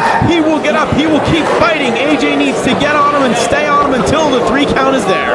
That's right. Is AJ Styles, what's he going for here? He's taking a little too much time. Picks Jerry Lynn up, going for a pile driver. A backdrop there. Jerry Lynn backdrops AJ Styles. They're both backed up. Here he goes. He's going for the cradle pile driver. This hurts. No, he's going for a power bomb. Slip through. Boom, caught him. Flips him over. A blown up takeover, Donnie B. Well, nice enziguri to the back of the head, Steve. As you saw earlier, AJ was going to try to hit that Styles clash on Jerry Lynn. Jerry Lynn hit the backdrop, went for the cradle pile driver, and up and over, float back flip by AJ. AJ lands the enziguri, which brings us to this moment in the match with both men down in the middle of the ring. Mike Heater administering a 10 count. Steve, what happens if both of these men are unable to continue? Well, you know what? I don't know what the rules are, but if both men are counted out, I would have to go and say that Christopher Daniels would get a bye and go into July 27th, but both men are up. Exactly, and that's probably what Daniels had in the back of his mind all along. Let these two knock themselves off. But right there, AJ Styles floats through with a small package. 1, 2. Another 2 count. 2, 1, 2. Oh my goodness. Another 2. Whoa! Nice bridge to the backslide. Duck goes for the full Nelson. Modified version of victory. Well, he's got him. Rolls it back. 2. Unbelievable. Steve, we just had about 32 counts there, and a nice belly to back. Another 2 count, and Mike Heater's hand must be falling off. Mike Heater's hand must be falling off. These two gotta be tired, because I know I'm tired. I can see by the sweat pouring down on your face you're tired. And the fans are the big winners of this match. Everybody's a winner tonight in the Ring of Honor, Steve. The only one that might not be a winner is Christopher Daniels, who waits in the wings for the winner of this match. But as you can see, he might have a small little grimace on his face right now, sitting back saying to himself, these men are expending a hell of a lot of fuel in this match, and they might not have anything left. The winner of this might not have enough gas in the tank to face the fallen angel. That's right. Oh, a beautiful DDT. He goes for the 2, almost 3. Unlike most tournaments, we have kind of like a warm-up match in the first round. Each first-round match here in the Ring of Honor tournament is a main event anywhere in the country. Absolutely. These two men have given it their all in the middle of the ring, which shows you exactly how important the Ring of Honor Championship is. Jerry Lynn. I have seen Jerry Lynn in the city of brotherly love go toe-to-toe with the best in the world, and I can tell you this, AJ Styles has given him all that and more.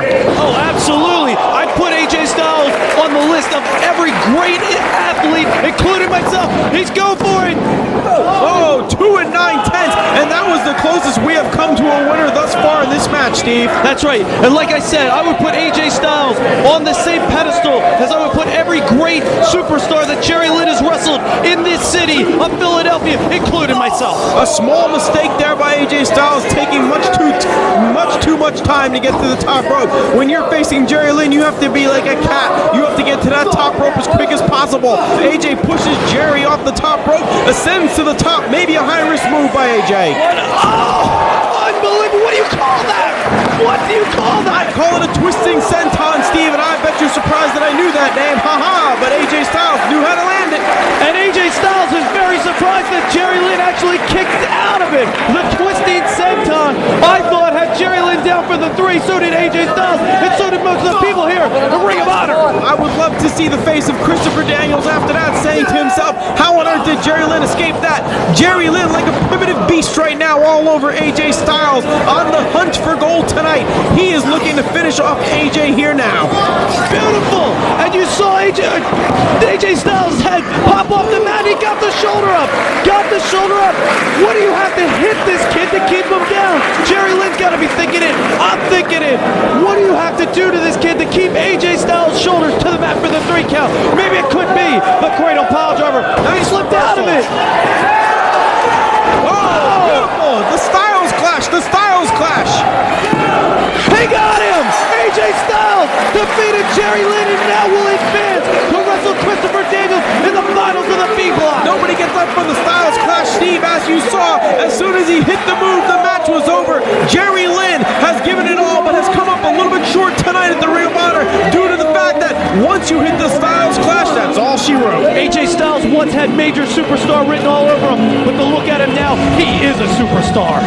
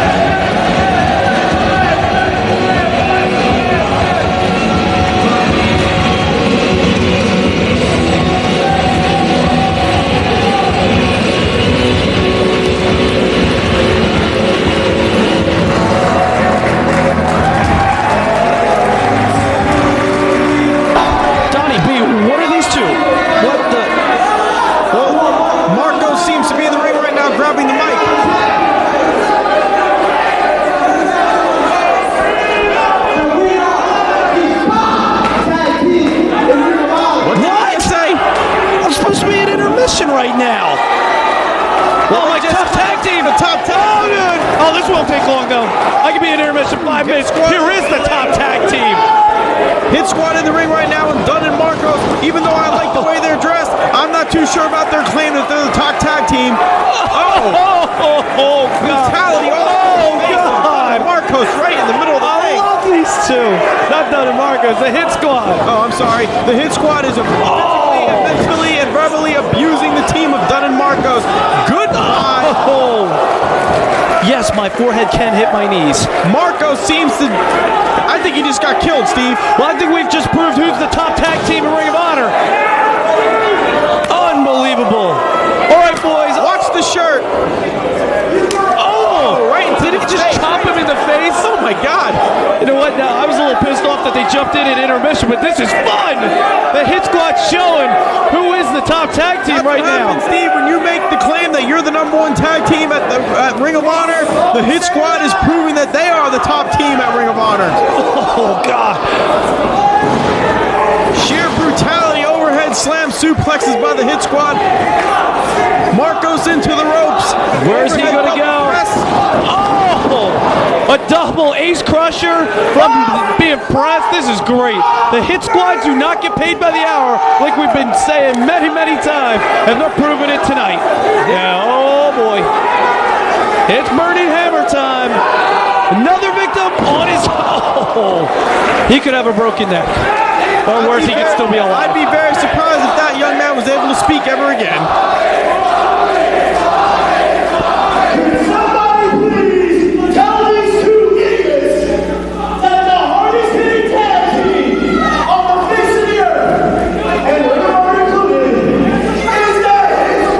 Amen, brother.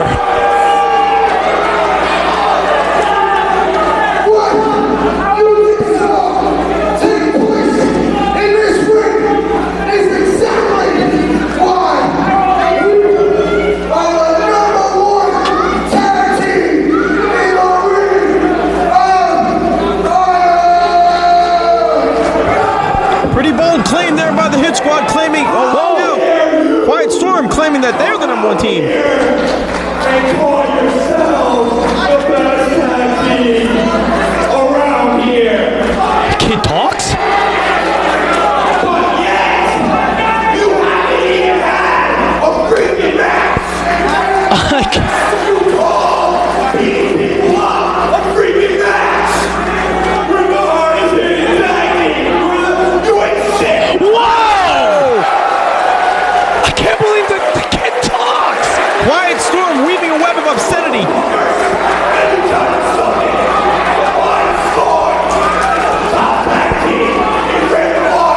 Wow, Quiet Storm just said that Divine Storm is the top tag team. Everybody claiming to be the top tag team. Now the SAT in the middle of the ring. Perhaps they're going to claim that they're the number one team. I think we have a little bit of a confrontation brewing here between Divine Storm, the SAT, the Hit Squad. Who is the top tag team? Oh, that's the way you motherfuckers want to do it. Fuck you. Whoa! We got a brawl on our hands right now as the Hit Squad is going to try to prove to everybody that they're the number one team, but at the same time, Divine Storm and the SAT have laid claim to that title as well. Nice jumping knee to one of the faces of the Hit Squad right there. Oh, big drop kick! Big drop kick! Unbelievable action here. Is this a match, Donnie B, or is this a brawl? Is this bragging rights? Because all three of these teams are going at it right now. The SAT, the Hit Squad, and Divine Storm. Who is the best? Well, it looks like the Hit Squad came out here to lay claim to the fact that they were the number one team. Quiet Storm came out and started weaving a web of obscenity that will hold over the Murphy Rec Center for years to come, Steve. And the SAT have come out and laid claim to the challenge. Unbelievable action. I hope me and you, Donnie, if we claim we're the best tag team in color commentating history, we don't have anybody hitting the broadcast on us. Absolutely, and we didn't have to make our point by swearing and using obscenity. That is the first time that anyone has used any type of obscenity on the microphone here at Ring of Honor. Hell yeah. Storm is making an impact for himself on the microphone. For a guy that hasn't said 2 words in his entire career, he sure said a lot tonight. Oh my goodness, yeah. And we got some great action here with the SAT, Divine Storm, and the Hit Squad. Who is number one? Joel Maximo slides through Quiet Storm. A leapfrog. Joel Maximo got up. Quiet Storm hits the rope. Whoa! Big variation of the Frankensteiner. Nice overhead hand scissor suplex, or whatever that was, by Quiet Storm. And the man that works in vulgarity like other artists in oils and clays has the advantage in hand right now in the SAT.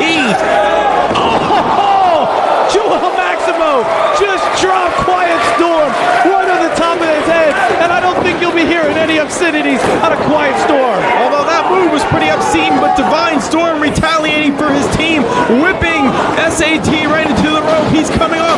Divine Storm seems to be one of the better athletes here right now in the world of professional wrestling. He has all the mixtures, all the tools necessary. This team is a hell of a team. Divine Storm, I'll be honest with you, Steve, any one of these teams can lay claim to that they're the best tag team at Ring of Honor. That's right. You know, the SAT, the Hit Squad, both fan favorites with the fans here at Ring of Honor. Quiet Storm and Chris Divine, both guys. Oh, look at this. Oh, my goodness. Let the pilot begin on highway number 56 outside the ring. The Hit Squad, Divine Storm, bodies all strewn all over the floor, and Quiet Storm is ascending to the top. Steve, you know what happens when a man named Quiet Storm goes to the top? He does that. By the way, we're near 95, not 56 there, guy. My bad, Steve. I wonder you can't make it here on time. Well, big pile of guys down there, but I'm missing 1, 2, 3, 4, 5. I only see 5. Who does that leave inside the ring? One of the members of the SAT seem to be absent. And what is he planning to do here? Joel Maximo!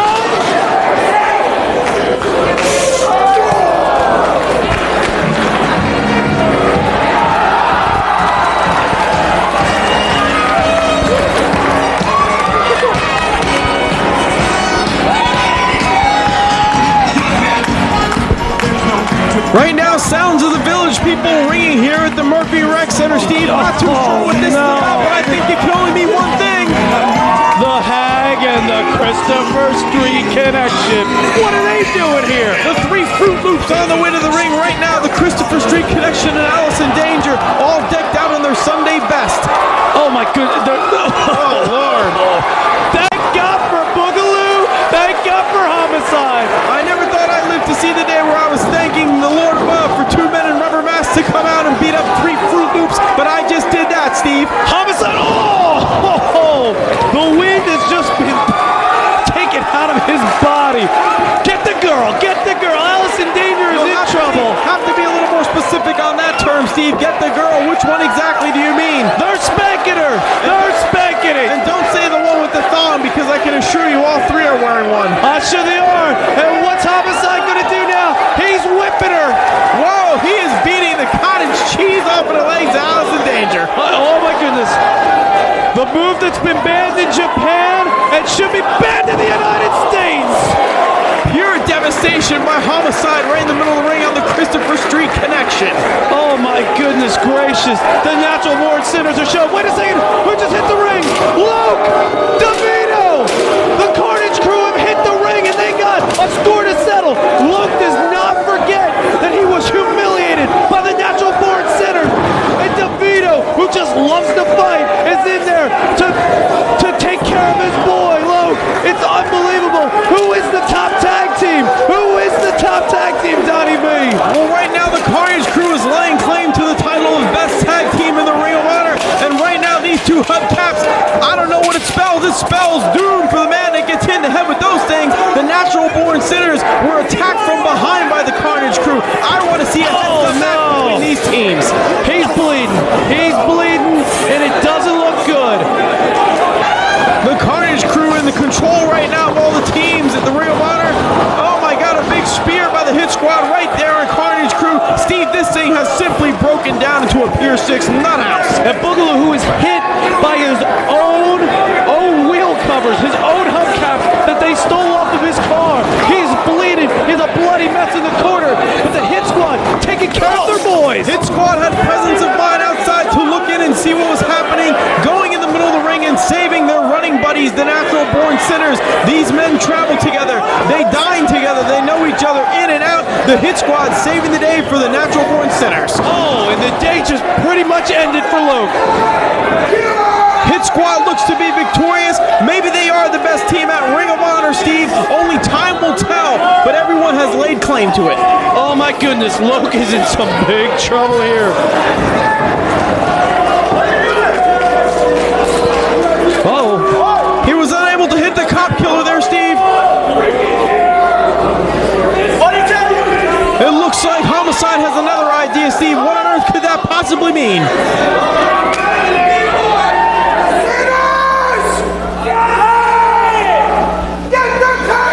Get the table. What are they going to do? Are they going to feast on Luke? Uh-oh. Oh no. This does not look good. Oh, good night. Good night, Carnage Crew. The Carnage Crew has just been left in shambles by the Hit Squad and the Natural Born Sinners, Steve. Right there, right through the table, DeVito has been left in pieces. The Hit Squad, the Sinners, together in the ring.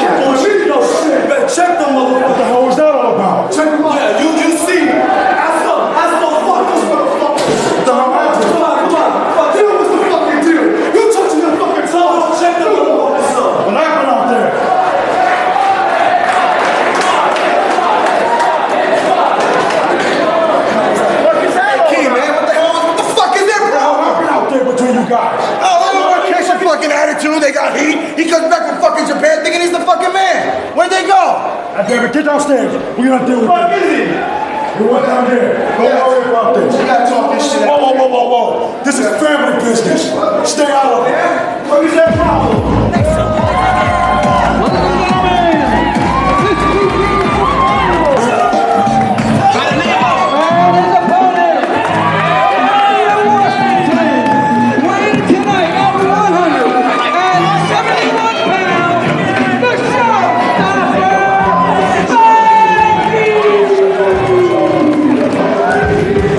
Right now, Steve, we are set for one of our first finals, the Block A finals from Tournament A. The winner of this match advances to the finals on July 27th. So to say that a lot is at stake in this match is a huge understatement. A lot is at stake. You saw Jody Fleisch defeat Johnny Storr. You saw Spanky defeat Paul London. What an amazing streak Spanky has got going right now. He's an incredible 5-0 here, Ring of Honor. At the era of honor begins. He won the ROH contract by pinning Oz.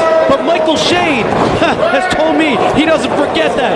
At the Round Robin Challenge, despite a huge cut over his eye and in his forehead, he defeated Jay Briscoe. And at a night of appreciation, he won the Heartbreak Gauntlet Series by winning singles matches against not only Michael Shane, but American Dragon. And they both want revenge. And tonight he's already pinned Paul London, and all those wins were with Sliced Bread number 2, because it's the greatest thing since Sliced Bread.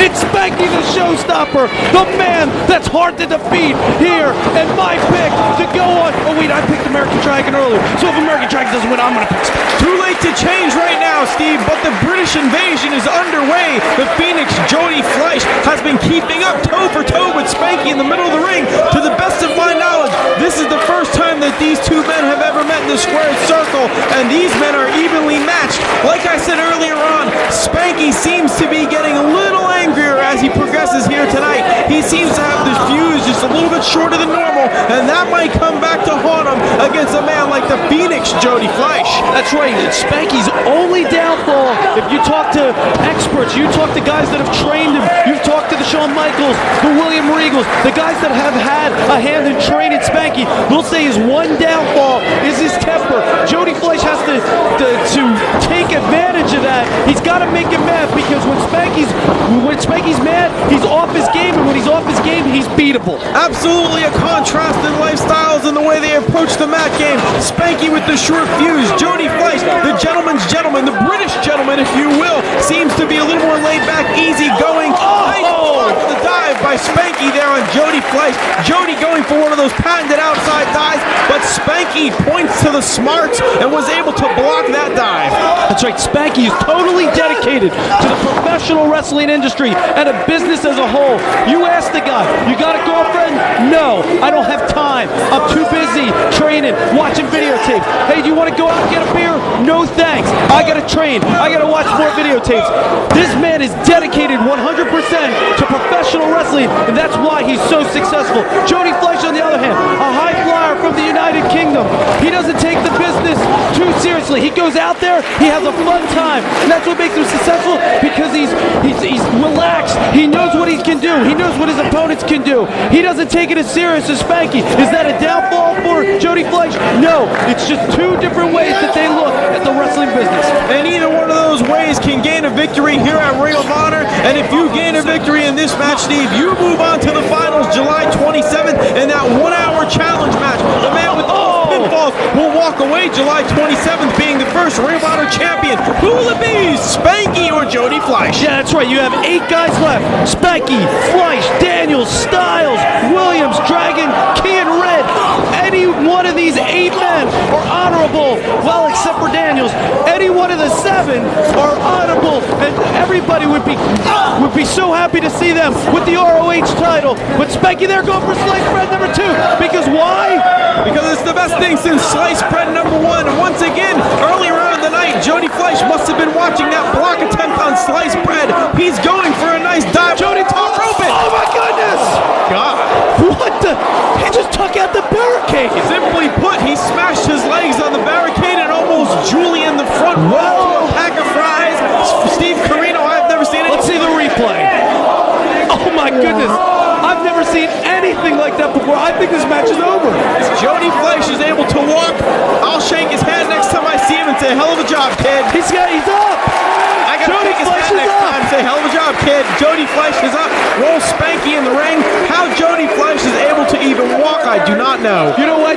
Jody Fleisch is going on to win this whole thing. The man just knocked over the barricade. This guy, he's unbeatable right now. A moment ago, we thought he might have broken a leg, but after landing on his feet out of a shooting star, I don't know, Steve. It looks like Jody Fleisch is made of rubber. That's right, Jody Fleisch went for a Frankensteiner. Spanky picked him up for a powerbomb. He turned it into a sunset flip. Almost got the 3. Jody Fleisch looks unstoppable here. We thought he looked good against Johnny Storm. He looks twice as good. Oh! Fleisch trying to hit that 720 DDT. Spanky rolls through with a modified Lamahi's draw. Only a 2 count. Finnegan lets us know. And there it is. Spanky seems to be unglued right there. There's the temper. Spanky's got to stay in his game. Stay in the zone. Stay focused, or you're going to lose. You're 5-0 already. That type of mistake might get you a victory someday. He got him! He got him! Number 2 will get Spanky a victory. It's Spanky! Spanky's the first man that will travel to Philadelphia, Pennsylvania on July 27th to be in the Iron Man. 1 hour, 4 men. He's the first. Does he have what it takes to be the Ring of Honor champion?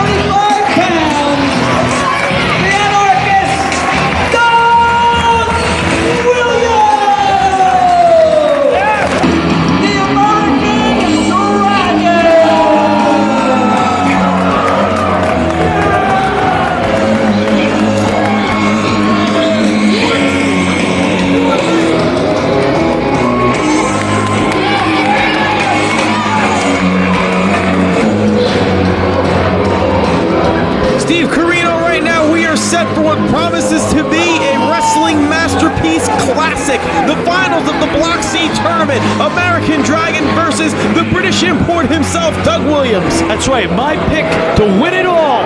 American Dragon going against the anarchist, Doug Williams. Well, tonight the British invasion has been in full effect. One half of the British invasion, Jody Fleisch, was unable to advance in his tournament. Let us see right now how the other half, Doug Williams, fares against the American Dragon. Steve, this will be a scientific clinic, if you will. Both of these men very evenly matched in submissions and takedowns and mat work. I would have to give the advantage in some of those styles, though, to Doug Williams. Doug Williams, a 1991 national champion in judo in the 75-kilogram weight class. This man is 5 years karate champion, 3 years of sambo wrestling as well. Williams liked to wrestle a mix of American and Japanese styles. American Dragon, on the other hand, likes to take his opponent down, wear him out, and use one of those submission holds. Look for him early in this match to try to gain an advantage on Williams. And there's the advantage, you were just talking about, Donnie B. American Dragon hitting the version of the Enziguri right on Doug Williams, knocking Doug Williams down. Doug Williams was not ready for it. My man, American Dragon, knows what it takes to defeat Doug Williams, and I'm positive that American Dragon is going to get this match done in just 2-3 minutes. American Dragon right now having his hands full with the man who has won over these die-hard educated fans here at the Murphy Rec Center. Ring of Honor fans, some of the most intelligent fans from coast to coast right here in this building, and they are applauding the mat work of Doug Williams. Oh, they'll applaud great wrestling, the great wrestling skills of Doug Williams, the great wrestling skills of American Dragon, Low Key, Christopher Daniels. These are the most educated fans in the whole entire world. Oh, and Dragon just kicked him. Nice kick to the lower back of Doug Williams. American Dragon with a front face lock on Doug Williams. Doug Williams smacking at the head of Dragon more to confuse him than anything else. A nice, look how quick Doug Williams was able to get to his feet and lock on that nice arm bar onto American Dragon. More of a front arm lock. block. Oh, nice. I don't even know how to describe that one. That was a leg takedown, I would say, Steve. That's right, a leg takedown. The Dragon adjusting his shin pad there. Dragon seems to be a little edgy right here, walking around the ring trying to measure up Doug Williams. American Dragon usually entering a match with the advantage of being the submission expert. In this case, I would have to give that advantage to Doug Williams. The Dragon may have met his match. Right there, Doug Williams ties up the legs in something that I've never seen before. That's right, and you hear the fans appreciating both skills of both men, Doug Williams and American Dragon. Ring of Honor fans, it's almost like Ring of Honor is a meeting place for the greatest wrestling fans in the entire world. They drive from all over, not just Philadelphia and the surrounding areas, New Jersey, Delaware, Maryland, Ohio, New York. These fans are coming from different states to South Philadelphia to be a part of Ring of Honor experience. Well, one of the things that separates Ring of Honor from the other promotions out there, they are able to blend styles that you would not usually see here in the States. Case in point, the British style of wrestling is a little more methodical, a little more slow-paced with a man like Williams. Then you go to the extreme with a man like Jody Fleisch. The British style of wear down is just that. Slow, intricate combinations which take a few minutes to set up. Doug Williams will spend 2 or 3 minutes trying to set up a combination which usually leads to something like the Chaos Theory or a submission hold for which there is no escape. Nice front judo throw by American Dragon on the former judo champion. That's right. American Dragon using Doug Williams' own technique against him. Doug Williams got to be a little shocked, or maybe not. Doug Williams, who knows the styles of the Ring of Honor wrestlers, he's got an array of moves, unbelievable, and there's one of them. Don't know what that's called, Steve Carino, but I do know what it's doing, and that is stretching the body of the American Dragon. There seems not to be an escape for that American Dragon, doing the only thing he can, firing a forearm at the face of Doug Williams, hoping that those tree trunk-like legs will be unleashed from the back heels of the American Dragon. That's right, those hard elbows to right below the ear. They sting. They can knock you out. You don't want to get knocked out in a match of this high caliber. The winner of this would be the winner of the C block. We've already seen Spanky. He's already advanced to July 27th. The winner of this match advances to July 27th. This is unbelievable pressure, especially for Doug Williams. His first debut matches here at Ring of Honor. Well, plus, Steve, don't forget these two men already have in the back of the head that they will be facing Spanky in the finals if they advance that far. And believe me, the American Dragon would like nothing more than to go to that final with Spanky in that match. That rivalry stems back all the way from the days of the Texas Wrestling Academy, from the very first matches, from the long, hard nights training in the ring. American Dragon and Spanky have one of those rivalries that never seem to die, never seem to end. And Dragon wants to move on to the finals to show Spanky that he is the #1 graduate from that school and not Spanky. And let's not forget the Gauntlet Series last month. It was Spanky that defeated American Dragon to win it all, to become the showstopper here at Ring of Honor. And don't think that's not in the back of the mind of the American Dragon. And I just hope for Dragon's sake that he's not overlooking this machine in the ring right now, Doug Williams. Because to say it bluntly, Doug Williams, my friend, has not come here to entertain. He has not come here to play tiddlywinks. He is here for one thing, Ring of Honor Championship. That's right. This isn't sports entertainment. We've said it a million times before for the last few months. This isn't sports entertainment. Ring of Honor is about professional wrestling. 2 men, maybe 4 if it's a tag team match, but 2 men, 2 athletes, not entertainers, athletes going in there and doing it all to win it all. And winning it all means Ring of Honor Championship. Well, if you want entertainment and you want a British style, then you stick with John Paul, Ringo, and George and not Doug, because Doug Williams, my friend, is here for one thing, and that is to dismantle his opponent in the ring. Whether it be Jay Briscoe, whether it be the American Dragon, whether it be Spanky, Chris Daniels, Low-Key Red, he doesn't care who it is. Right there, that is a beautiful, gory-type special stretch on the American Dragon, and I can assure you this, about 15 minutes ago when the American Dragon was warming up for this match, I'll bet in the back of his mind, he never thought in a million years that he'd be in for this type of fight. That's right. The Americans, myself included, know that the British style wrestling isn't up to par with the Americans, but the 3 best United Kingdom wrestlers are here tonight. You saw Jody Fleisch and Johnny Storm. You saw Jody Fleisch against Spanky. You saw Doug Williams take on Jay Briscoe. You're seeing the three best from the United Kingdom. They didn't become the best by watching British wrestling. They became the best by learning the American style, the Japanese style, the Mexican style of professional wrestling. That's why these three are here. That's why Doug Williams wants to go on to the finals. Doug Williams uncharacteristically off the top rope there. Thought he saw an opening. Maybe try to close out the match here on American Dragon. And like you were saying before, Doug Williams has been one of the most highly touted individuals from across the sea. As a matter of fact, I have a little bit of repertoire, a little bit of experience with Doug. About a year ago, my own brother Nova came back from overseas and told me point blank, Doug Williams is the real deal. And Steve, you know Nova, and getting a compliment the likes of that from him is like squeezing blood from a stone. Unbelievable. We could go on for hours about Nova and his tracks, but Doug Williams, a superstar. You know what's great about this match? I haven't seen that big fat-headed oaf Rudy Boy Gonzalez at ringside. Well, these educated diehard fans of Ring of Honor are right now witnessing a technical masterpiece. Rudy, I can assure you this, is also watching this, whether it be from behind the curtain, the monitor, up in the rafters, somewhere. He is buffet. I don't know about that. That's a buffet piece of crap. Oh, unbelievable.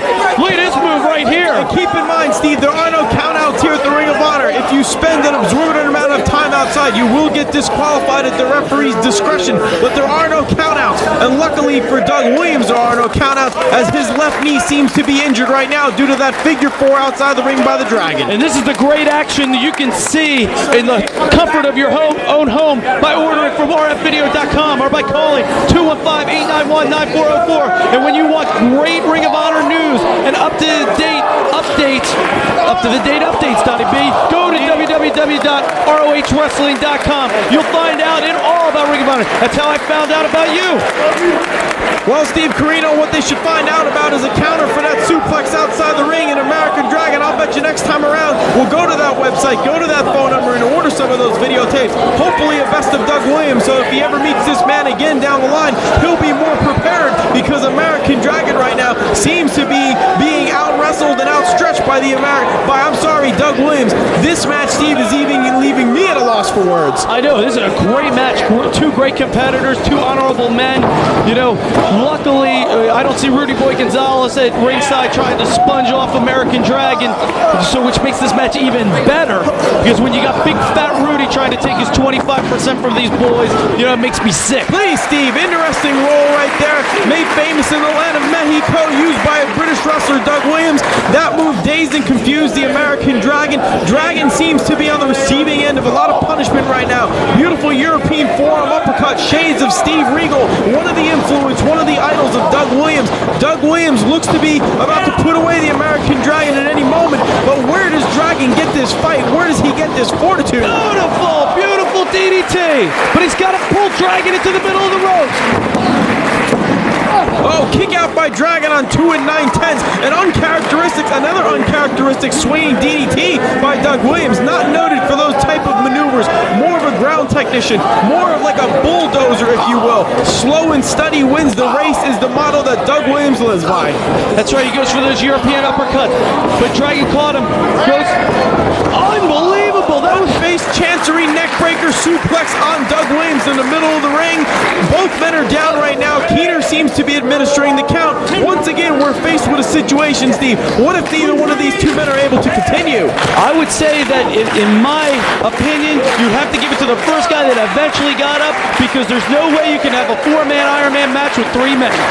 Well, absolutely, and don't think that Spanky isn't in the wings, licking his chops, saying to himself, maybe one of these two men will suffer some type of injury that will leave them more prone to sliced bread number 2, which is the greatest thing since sliced bread. And if he hits sliced bread number 2 a few times in that tournament, he will walk out the Ring of Honor champion. If Doug Williams makes it to the finals and hits the Chaos Theory, he will be the Ring of Honor champion. If the American Dragon makes it through this match and he hits Counter Mutilation, he'll be the Ring of Honor champion. So many scenarios. What about the Key Crusher? What about the Angel's Wings? What about the Red Star Press?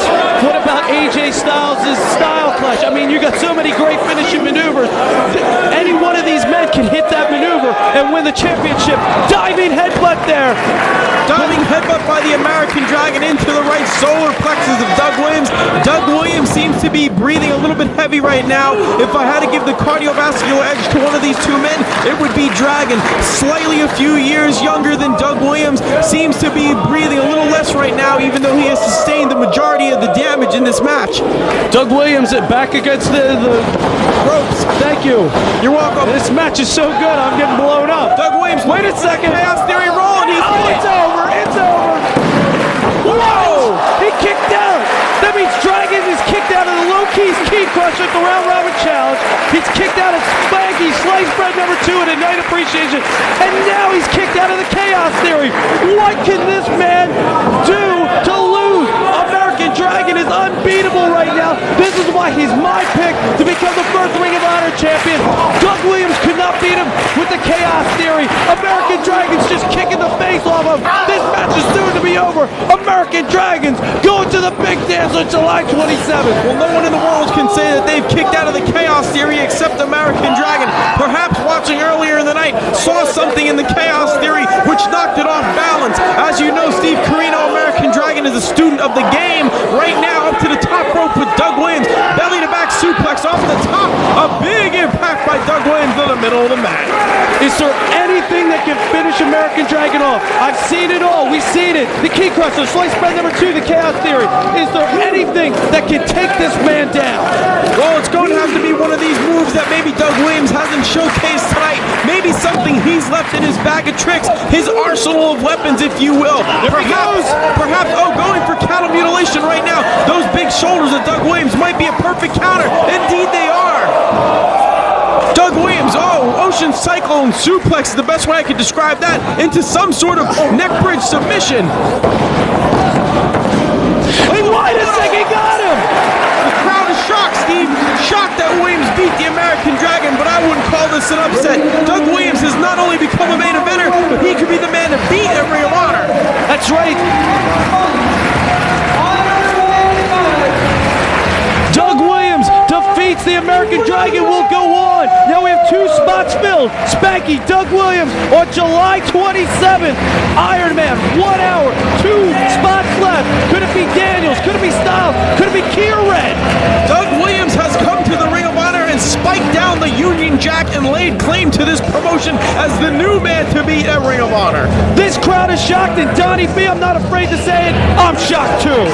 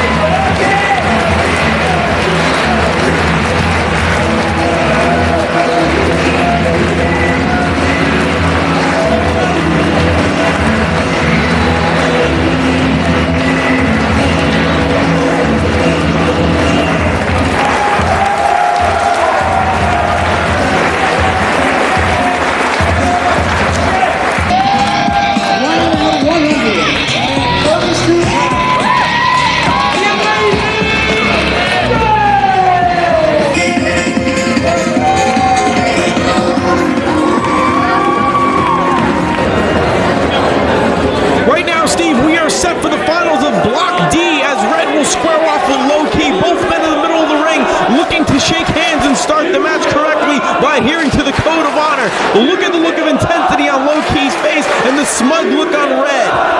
Do you hear the crowd? You killed Nana. Will Red be the second recipient of Death by Low-Key?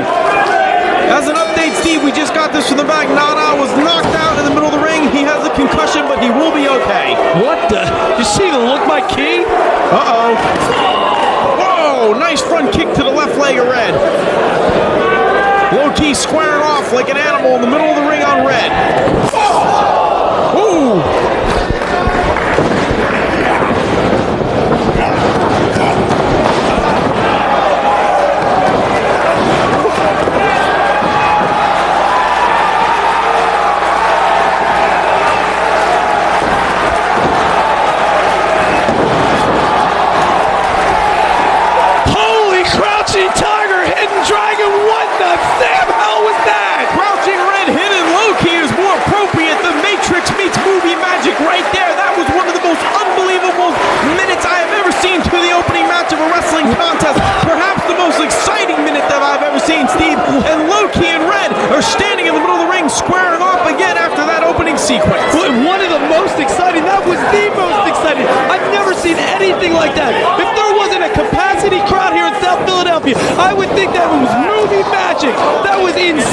was unbelievable. This is the action you get here in Ring of Honor. Unbelievable. Low Ki and Red wooing the fans. I'm still in shock. As unbelievable as it is on tape, Steve, I can assure you, seeing it live is even better. Make sure you get tickets to the next Ring of Honor event, July 27th. If you see this action live, you can say to yourself on the way home that night, I saw matches that were beyond description, matches that did not insult my intelligence, matches with men like Red and Low Ki, and moves like that. Unbelievable moves here. Oh! These two men going at it like two Wild West gunfighters, unloading their 6-shooters at point blank in the middle of the ring. Low Ki looking to take the head off of Red, and he might just do so now. Misses, sweeps the leg, goes Red Star Press, it could be it, could be all. Red had that front face kick well scouted, waited for Low Ki to throw it, then tripped him, and off comes the do-rag, and Little Red means business. He has not bowed back, he has not backed down from the challenge of Low Ki. Low Ki up on his feet at the moment, Red chopping Low Ki into the corner. Red is going toe-to-toe, and to me, Steve, that's a surprise. Yeah, surprisingly, Red's usually a defensive wrestler with big, high aerial maneuvers, but Red is showing Low Ki that he belongs here. There's a reason he wants to be Ring of Honor champion, and he's going for it right now. Guns a-blazing. The amazing Red is taking it to Low Ki. This is some great action right here. Oh, he just kicked him in the mouth. This is unbelievable action. This is the type of action people have been waiting for years. They don't get to see it on Monday. They don't get to see it on Thursday. They see it here in Ring of Honor.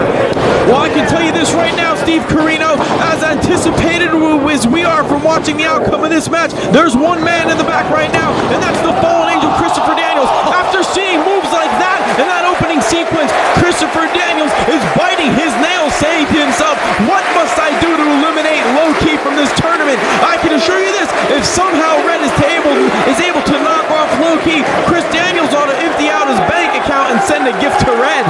That's right, and you're talking about Low Ki. This man is putting on a legendary series of matches here in Ring of Honor. 3 Match of the Year candidates already. First at the Era of Honor begins in a 3-way with Daniels and Dragon, the greatest 3-way of all time. Then one of the greatest pure matches ever at the Round Robin Challenge versus the American Dragon with Ken Shamrock, the NWA World Heavyweight Champion and special referee. And finally, at a night of appreciation for AJ Styles, which ended in a little controversy. But I'll tell you what, this could be the Match of the Year, a 4th Match of the Year candidate with Red. 4 matches, 4 different styles. I'm tired already from calling this match. Low Ki, all around, great athlete. This man, bad match, and Low Ki cannot be in the same sentence. Oh, take a breath, Corino. I tell you what, who needs to take a breath is Red outside the middle of the ring after having his teeth knocked clean through the top of his head by that kick from Low Ki. Low Ki seems to be gaining his composure right now, Steve, and if I were Red, I would take a few moments on the outside to regroup. Red, as we said earlier, the master of making the most out of a mistake by his opponent, the master of slipping in a shot when he can. Red needs to think on his feet, needs to get up in the air, needs to avoid that, as he just did. A nice front face kick. Oh, Red head first into the ground, into that same barricade that was abused earlier tonight by the knees of Jody Fleisch. Unbelievable. You see the replay there. Low Ki kicking the amazing Red so hard he couldn't even catch himself. He hit the floor with full impact. Low Ki is an animal. Low Ki is the most intense professional wrestler in the entire world right now. He knows that Spanky and the Anarchist Doug Williams are already in the 4-way for July 27th, and he wants to be the 3rd man in that 4-way. As you alluded to earlier, Steve, Low Ki is indeed having a legendary set of matches here at Ring of Honor. Every single match Low Ki has participated in. The internet, the sheets, everyone in the know has been saying it's a legendary series, and they're not lying, Steve. I've seen them firsthand. I don't blow smoke up the derriere of just anybody. Low Ki has the right stuff, no pun intended. I can say this clear and full of emotion. emotion, Steve, that low-key, it's even making me a little emotional. Low-key is one of the most intense individuals I have ever seen in the ring. That's right, and just a few months ago, I stepped into the ring with Low-Key. I wanted to see what this kid was all about. I've heard about how hard he kicks. I heard about how intense he is in the ring. And I'll tell you what, the people, the sheets, the crap that you read on the internet doesn't say it enough. Until you get into the ring with Low-Key and find out what this man is all about is when you can truly respect the athletic talent of Low-Key. Whoa, Low-Key moving around the ring like a dangerous viper. But I can tell you this, Red, much like Ricky Tiki Tabby the Mongoose, the Viper versus the Mongoose, the smaller man versus the bigger man. If Red is able to hit that bite on Low-Key, then he will move on into the tournament. And we already have Doug Williams and Spanky in the tournament. Either one of these two men will help to round out the field. Oh yeah, Low-Key goes down to the floor. Luckily he got his feet there first. Unlike Red, when Low-Key kicked him in the face. But Red is dangerous. When the man is on the floor, this is where Red goes to work. Red flies, man. He flies better than anybody here in Ring of Honor. And you're going to see it here. Low-Key, smart, goes to the barricade. He knows that Red probably can't hit him from there. But whoa, Red's going to try. I have to disagree on that, Steve. Whoa! I think Red can hit you from anywhere in the building, but what he did here was that big right knee right to the skull. Low-Key almost knocked Red silly in the middle of the ring. It seemed to me as if Low-Key was playing possum outside, lured Red in through the ropes and hit him with that knee. Red was not moving there, hopefully trying to catch his wits. He kicked out of that one. But how much can Red kick out of? You saw Prince Nana get his head kicked in. A concussion. His brain is bruised. But Low-Key looks like he's going for the key crusher. And no one kicks out of the key crusher. Well, except for American Dragon. But can the Amazing Red be as lucky? Well, right now, Low-Key taking a lot of time to apply the key crusher. Wow, they reversed it! Somehow Red able to roll into some sort of front flip, had Low-Key tied up and was just a hair nail away from scoring a victory over Low-Key, which many would consider an upset. But after watching Red's performance in this match, I'm not too sure, Steve. Red has gone toe-to-toe with Low-Key. Blocking the powerbomb attempt, Red up in the air on the shoulders of Low-Key. Low-Key looking to fight off Red, who's trying desperately. Oh, a nice reverse Frankensteiner off of the shoulders of Low-Key. Low-Key tried to block it at the last moment. Red may or may not have hit that exactly the way he wanted to, but it sure did knock the living crap out of Low-Key as Low-Key is trying to roll out of the ring. Low-Key smartly trying to roll out of the ring because he knows the Amazing Red cannot pin him if he's outside the ring.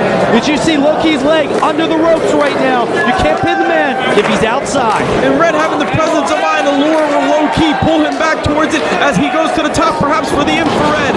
Oh, Low-Key moves out of the way, and Red, the lower back has been injured of Red, perhaps on that infrared miss. Low-Key back up to a vertical base, grabbing the back of his head, obviously injured throughout this match. Red rolls through, up and over on the shoulders. Low-Key grabs the front thighs of Red. Back. This is unbelievable, Steve. Oh! Was that a tooth? That had to be a tooth. He's got him. Going for it. Could this be? Low-Key has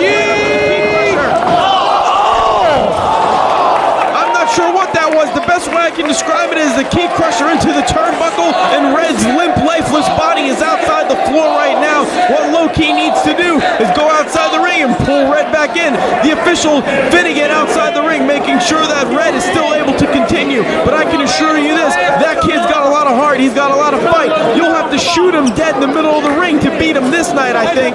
That's right. I said it before when the Amazing Red wrestled Xavier. No one has a bigger heart and never say die attitude than the Amazing Red. He may have fell on his head there. He may be taking a lot of abuse from Low-Key, but that doesn't mean he's down and out. You said it before. It's not the size of the fight, the dog in the fight, but the size of the fight and the dog. And Low-Key is, I'm sorry, the Amazing Red is all about that. Absolutely, the smallest man in the tournament has taken it to arguably the toughest man in the tournament, and it has made for a memorable match. Low-Key rolls through the twisting senton attempt off the top, hits a nice forearm to the lower chin of Red. Red climbing back up to his feet. Nice spin wheel to the face of Low-Key. Take one of those in the face, Low-Key, if you will. Low-Key, the only thing saving him from falling head first to the floor is his leg is hooked into the second rope. Low-Key's left foot is hooked under the middle rope. The only thing saving him from falling to the outside, and right now, Red up to the top, looking for some kind of Hurricanrana attempt, and blocked by Low-Key, who perhaps is setting up for a powerbomb, Steve, it looks like.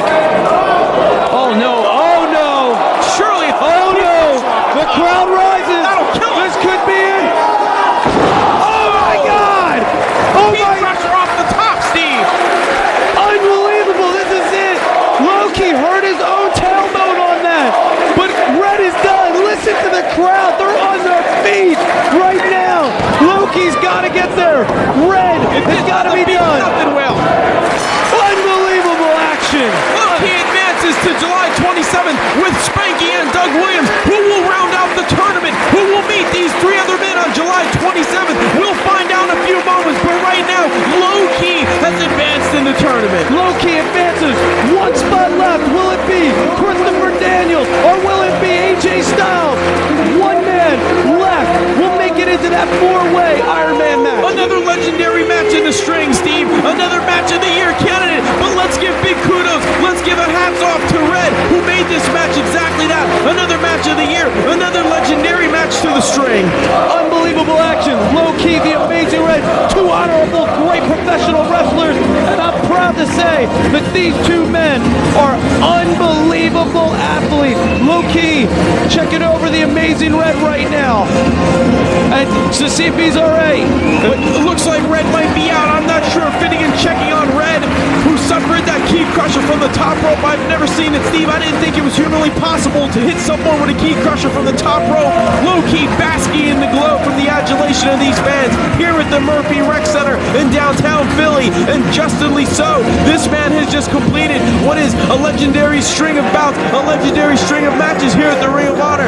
This man, my friend Loki, needs to be reckoned with here at Ring of Honor. And I don't know if Doug Williams, Spanky, or whoever wins the Chris Daniels AJ Styles match is up to the task. This is something you will never see Christopher Daniels do, is be honorable and shake the hand of the man he just defeated. Low-key, the Amazing Red, amazing action here. Christopher Daniels has got to be scared. That's a sign of respect. Whoa, what's going on here? Is that Brian Excel? There's that little Bow Wow goof again in the middle of the ring, sticking his nose in where it doesn't belong. Unbelievable. This kid, I can't stand this kid.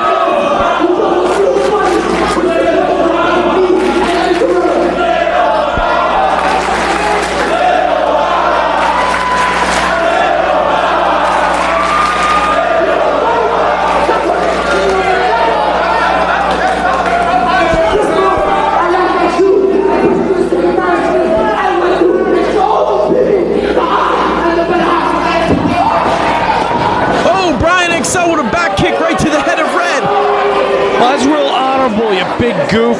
I can't stand this coward. kid. The last time we saw Brian Excel, he had been frog splashed by Latino Heat and carried out of here. What a coward. Red is exhausted from that match. Red just had a match of the year candidate, and now Brian Excel is trying to make a name for himself. But the SAT in to make the save in the attempt of this nappy-headed goof trying to finish off Red after that match of the year candidate. Who does this punk think he is? And they're going to hit Little Bow Wow with one of the greatest moves in professional wrestling. The Spanish Fly is in Little Bow Wow's picture. Good Lord! Bow wow wow, yippee yo, yippee yay.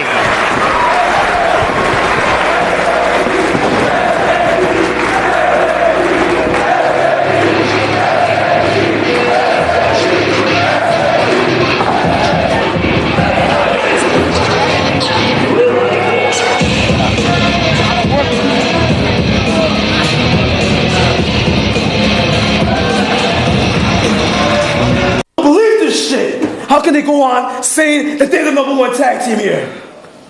First thing first, we're gonna get them. July 27th, DeVito, Loke, the Natural Born Sinners is taking history and Ring of Honor. The bunkhouse match. Oh yeah, the bunkhouse bro, just like the early 80s when Dusty Rhodes, Terry Funk used to beat the shit out of each other. Me and Boogaloo, we're gonna beat the shit out of y'all motherfuckers. So you better get your chairs, your hubcaps, because we bringing everything. Get your first aid kit ready. And I mean everything, because you're gonna be getting this. This is nothing. Nothing. This is nothing. We drink blood at nighttime, like we just like fucking milk.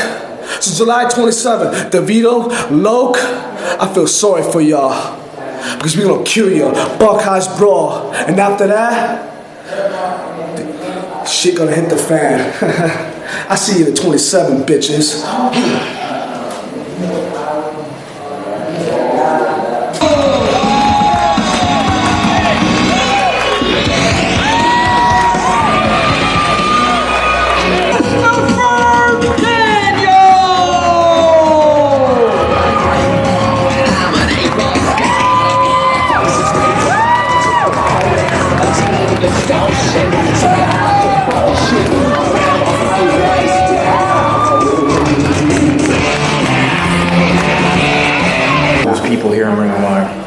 top team. What the hell's your problem? You know what? You see what just happened out there? What the hell's our problem? What the hell's your problem? I saw what happened out with that SAT and Red.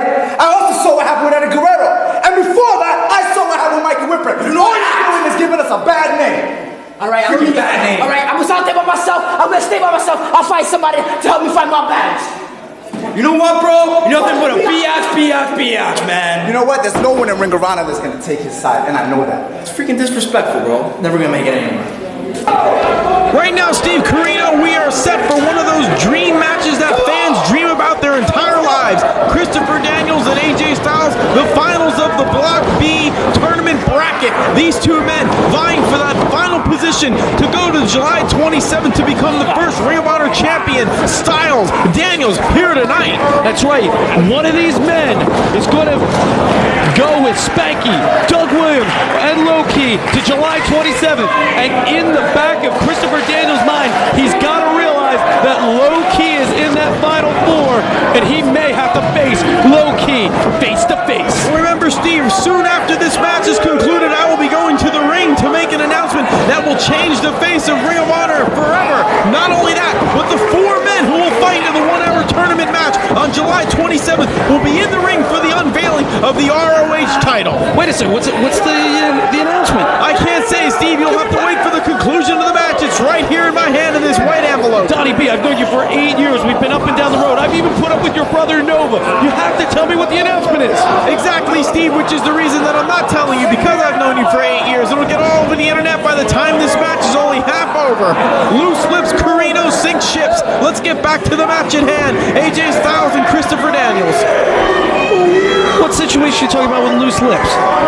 I think we need to have a talk when the microphone's on. I get in trouble with the microphone's on. Chris Daniels rolling on the mat right now with AJ Styles trying to jockey himself into position.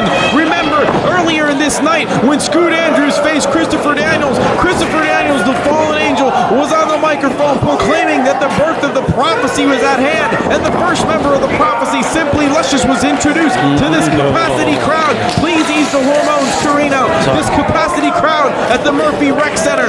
Fallen angel Christopher Daniels is the man on the spot. In order for him to make the prophecy come true, in his mind he feels he must be the Ring of Honor champion. In order to do that, he must make it to the finals July 27th, and in order to do that, he must make it past AJ Styles. Unbelievable mad action we're seeing here. Daniels, the leader of the prophecy, with Simply Luscious. Look at that body. Oh my goodness. Ooh.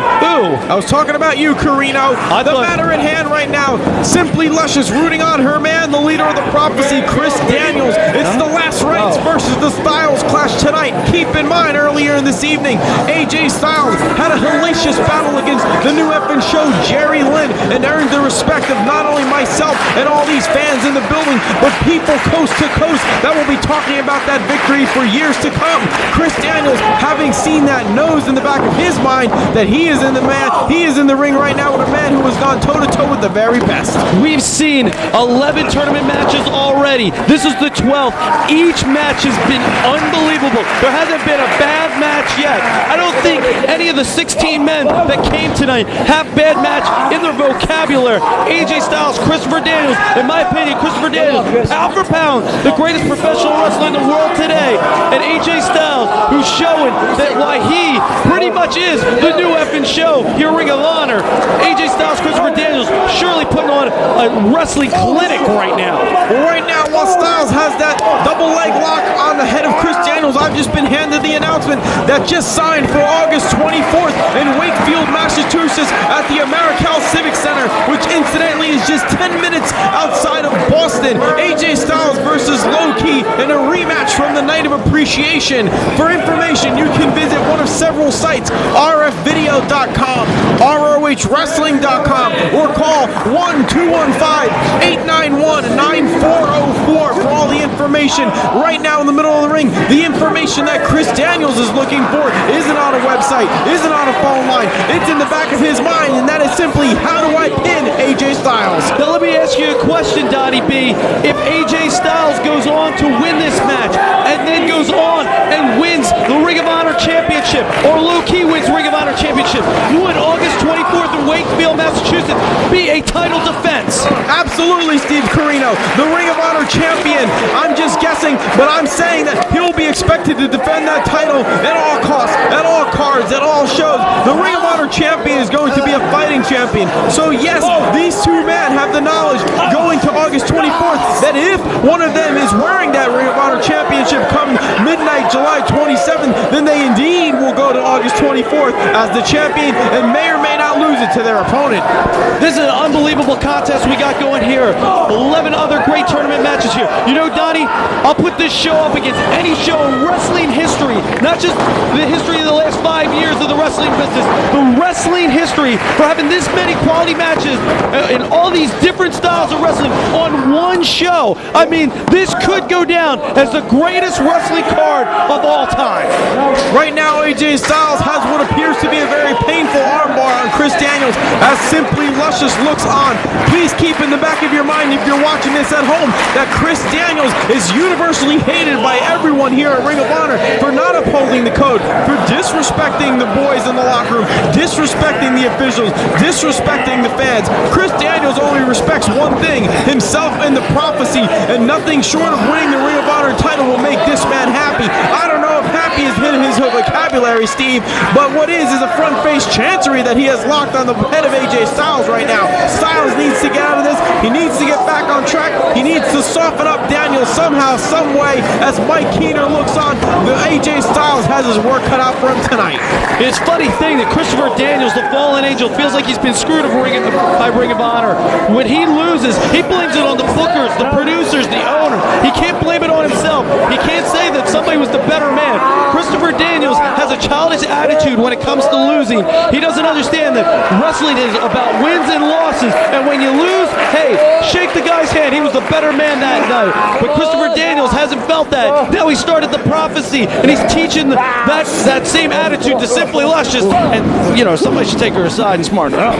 Well, Steve, smartening him up. What's smartening is the fact that Chris Daniels thinks he's better than everyone here at Ring of Honor. He thinks he is head and shoulders above the rest. And you know what? He might be right. In order to prove that, if he goes to July 27th and wins the Ring of Honor title, that he can stand in the middle of the ring and boast as loud and far as he wants, because he will have the bragging rights to being the first ROH champion, and that, my friend, is worth its weight in gold.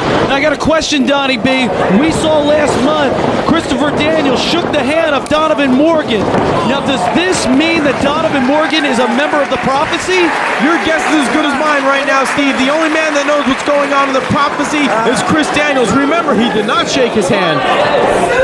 They did form a partnership of sorts in the back, in the ring, behind closed doors. We weren't privy to some of it, but the inner workings of the prophecy, only one man knows that, and that man is in the middle of the ring right now with the headlock on AJ Styles. He's a thinking man's wrestler, Christopher Daniels is. So is AJ Styles. So is the rest of the members of this tournament. That's what makes Ring of Honor so great. But Christopher Daniels, he is an intelligent assassin.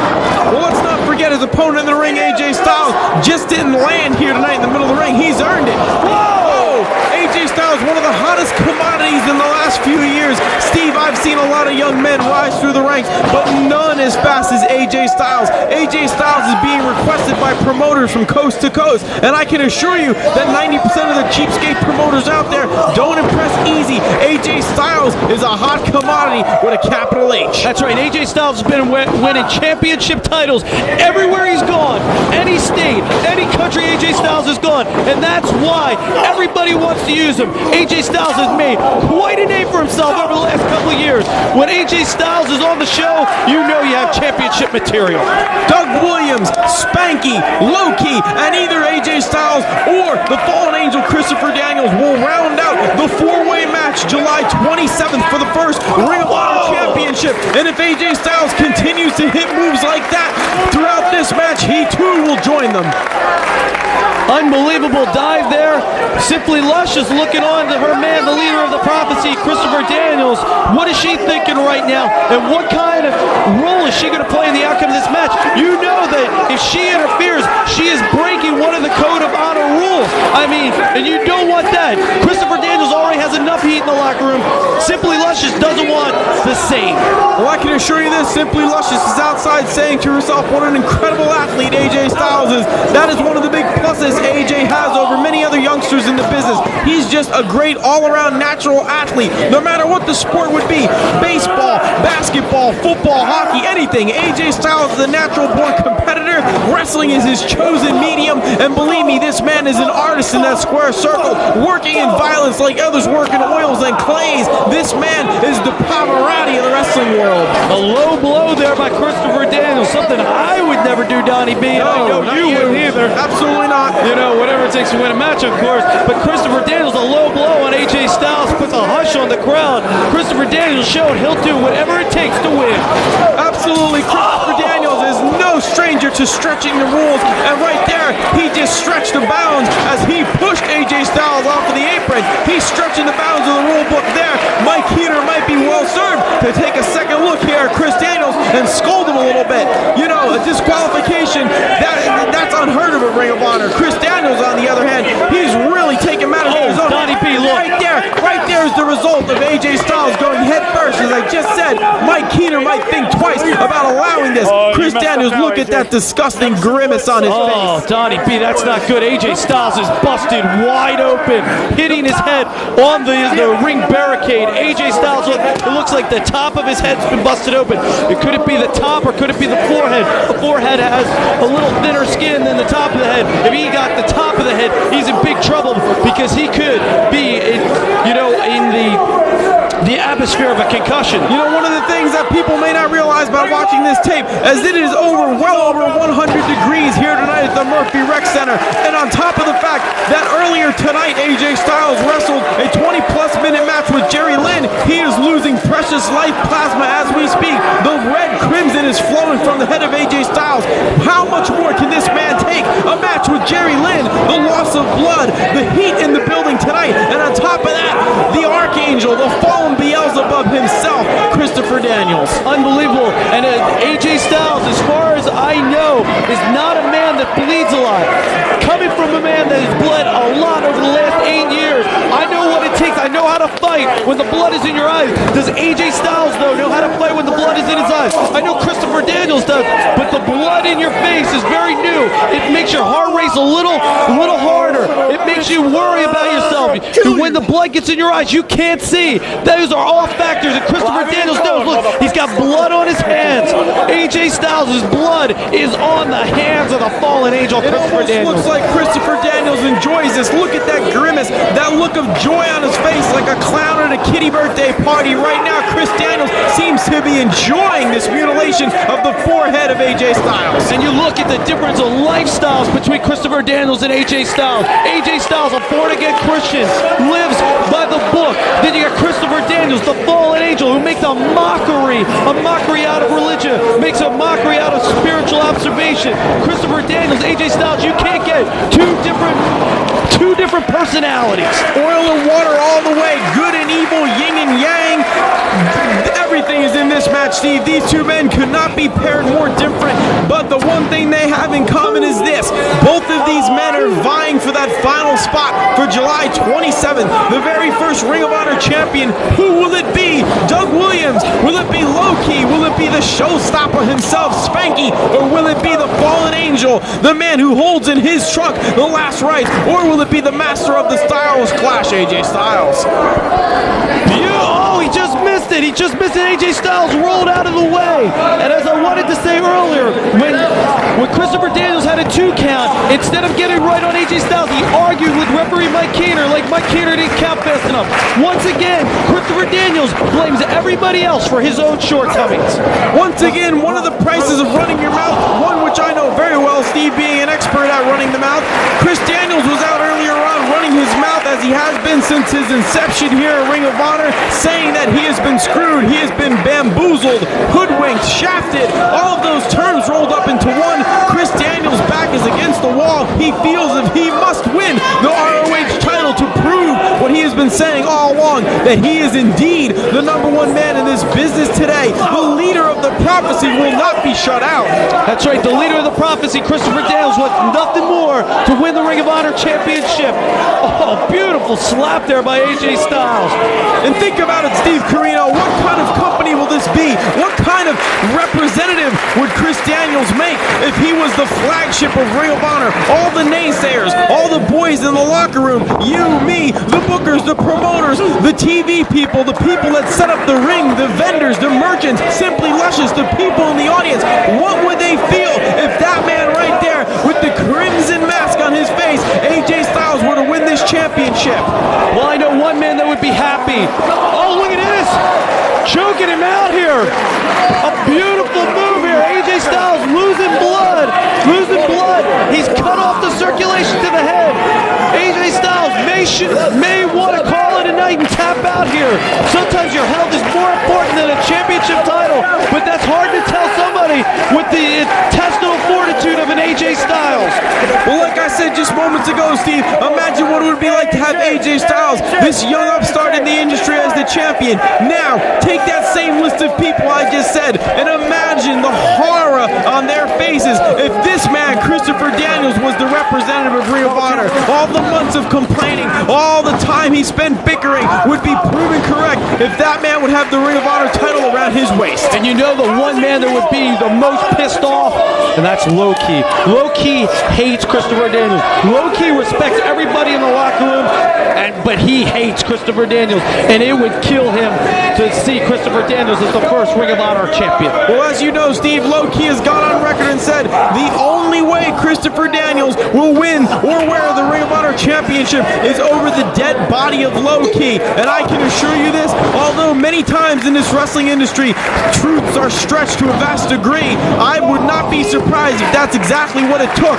We have already seen Low-Ki tonight dismantle and dismember opponent by opponent, and July 27th, if that man Christopher Daniels winds up in the tournament, he might just have to in fact destroy, kill Low-Ki in the middle of the ring to take that title home. That's right, and Christopher Daniels, if he makes it to July 27th, look, Spanky, Doug Williams, Low-Ki, what kind of ally does Christopher Daniels even have against those three guys? He's got nothing. He's got to defeat three other guys. AJ Styles, on the other hand, knows that he's evenly matched with Spanky, Doug Williams, and Low-Ki. In my opinion, as much as I like Christopher Daniels' wrestling ability, we're going to see AJ Styles, Spanky, Doug Williams, and Low-Ki on July 27th. Well, I have to go right now with the man who's run his mouth. I have to pick Christopher Daniels only due to the fact that he does have Simply Luscious out there for inspiration, and even though it is against the code, do not for 1 second think that if Christopher Daniels was in extreme danger, that woman outside the ring, that vixen, if you will, Simply Luscious, would not interfere. Oh, I'd love her to interfere in a couple of things of mine. Down boy, AJ Styles up on his feet right now, seems to be getting a second win. I'm really not too sure right now which way this is going to go, but like I said, either man could be a prime representative for the Ring of Honor. I'm going to go with Daniel, Steve. I'm going to go with AJ Styles right here. AJ Styles busted open about 5 minutes ago. It seems like the blood has stopped flowing, which is very good because AJ Styles is on a roll right now. A quick power slam for a 2. Well, if I remember correctly, a few moments ago, your pick for the tournament was American Dragon there, Bobby Heenan. You can't change it now. I don't remember that. I do. My pick was Christopher Daniels. Let's see if it holds true. But no matter who wins, the fans are the big winners here at Ring of Honor. And remember, July 27th, 4 men will compete for one title on one night. Oh, did you see Christopher Daniels' head pop off the mat? This could be it. Front face drop right there on Christopher Daniels. Daniels holding up 2 fingers, actually telling the referee that he kicked out at 2, as if he has no insurance, no confidence in my referee Mike Keener, who seems to be coming unglued himself. Hard chop by AJ Styles. Irish whip to Christopher Daniels. Goes for a kick. Christopher Daniels. This could be STO by Christopher Daniels. AJ Styles landed on the back of his head. AJ Styles instinctively got near the rope. Christopher Daniels is going to have to pull him out to the middle of the ring. Simply Luscious chant out his name. Christopher. Pull AJ Styles to the middle of the ring. Christopher Daniels is going to win 1, 2, 3. Well, as you can clearly see, Steve, these fans are still acting as if they've seen some of the greatest wrestling they've ever seen in their lives, and indeed they have, and that's in this 100-degree heat in this building. In my guesstimation, these people are just as tired as these 2 men, but they are not taking their eyes off the ring for fear that they might miss something. They might miss a high-impact victory. As great as seeing Ring of Honor on videotape, it's unbelievable, and I can't say it enough, to be here live and in this building, or any of the buildings Ring of Honor plan on going to, you are seeing professional wrestling at its best. These guys don't take, Daniels went for that moonsault. AJ Styles was able to get up, bounce into the top rope, and knock Daniels off kilter. Daniels landed rudely on the top of his head. And remember, a few years ago, Chris Daniels, almost in an identical move, dropped on his head on WCW Nitro. And that neck has never truly been 100%, a fact that Daniels was trying to hide over the years. Maybe Styles has capitalized on it. That's right, AJ Styles knows that Christopher Daniels has an ongoing neck injury. Christopher Daniels, if you ask him, how's your neck feeling? Oh, what do you care? Christopher Daniels will not sell the neck because he doesn't want anybody to know his weakness, his Achilles heel. And like I said, if you want to see this on videotape, fine, but you have to see Ring of Honor live. There's no half-ass going. There's no house show movement. This is 100% pure adrenaline. These guys are going to entertain the fans the right way with pro wrestling, not sports entertainment. Nice ankle lock submission there by Daniels, who was able to escape the Styles clash. Again, AJ Styles making a crucial error, calling for it, signaling the fact that he was trying to hit the Styles clash. If you saw, Christopher Daniels picked up on that, rolled through with an ankle lock submission, has the reverse grapevine on AJ Styles right now, and AJ is kicking and biting and scratching anything he can do to get out of this painful maneuver. This is a tough move to get out of. AJ Styles reversed it, threw a couple thrust kicks into the back of Christopher Daniels, and the fans showing their appreciation of this pure professional wrestling clinic that these two, AJ Styles and Christopher Daniels, are putting on. And remember, like you just said, Steve, seeing it live is the best thing you can possibly do. I'm a big fan of live wrestling. I don't watch much videotape because, to be quite honest with you, all I do is fast forward through it. But when I'm at these things live, it's the very best experience. You see it live. It's right in front of you. You can reach out and practically touch it. If you want to see professional wrestling at its best, get to the Ring of Honor shows. Get to the Ring of Honor cards. ROHWrestling.com. RFvideo.com. It's all there. Make sure you get your ass to the seat. Feel the experience of Ring of Honor. Christopher Daniels hoists the body of AJ Styles up, two reverse forearms. Styles up and over with an inside. Beautiful. Into a nice reverse DDT. Daniels! He hit it the last rights. It's it. The fans are on their feet. Simply Luscious knows it's over. Christopher Daniels hits the leg. It's it. Daniels goes to July 27th. Daniels advances to July 27th. The winner of the B block, Christopher Daniels. The winner of the A block, Spanky. The winner of the C block, Doug Williams. And the winner of the D block, Low Key All Me on July 27th. They all meet July 27th. Steve, if you'll excuse me, please hand me my envelope. I have to go to the ring to make this brief announcement. I'll rejoin you in a few minutes. Okay, I know what the announcement is. Donnie B going to ringside now with a huge announcement. I don't know what it is. No one's smarting me up, but Simply Luscious is in the ring with Christopher Daniels. Christopher Daniels went to shake the hand. Oh, come on, Christopher Daniels. Never following the code of honor here. But there you see a victorious Christopher Daniels, along with Simply Luscious, two members of the Prophecy. And Christopher Daniels is going to Philadelphia, Pennsylvania on Saturday, July 27th. 4 men and AJ Styles up. AJ Styles showing the fans of Philadelphia what he's all about. A great professional wrestler. 2 great matches. Philadelphia, I told you the prophecy was true. This is the first step to the end of the Ring of Honor.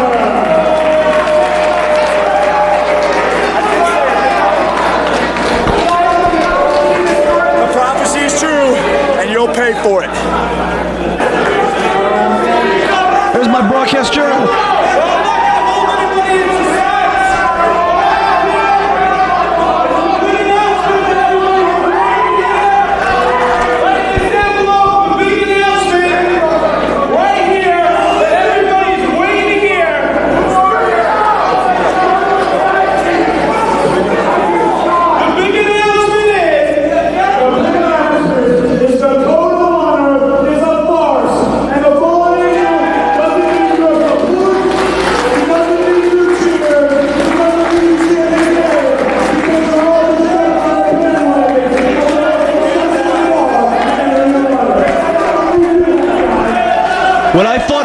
disrespect anybody else. He just disrespected Donnie B.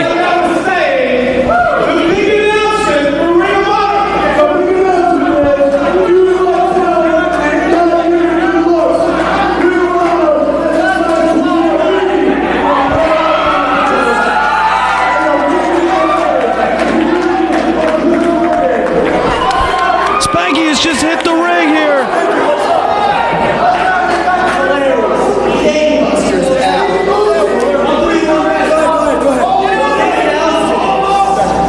And all the boys in the back, and all these fans out here want you to shut your damn mouth.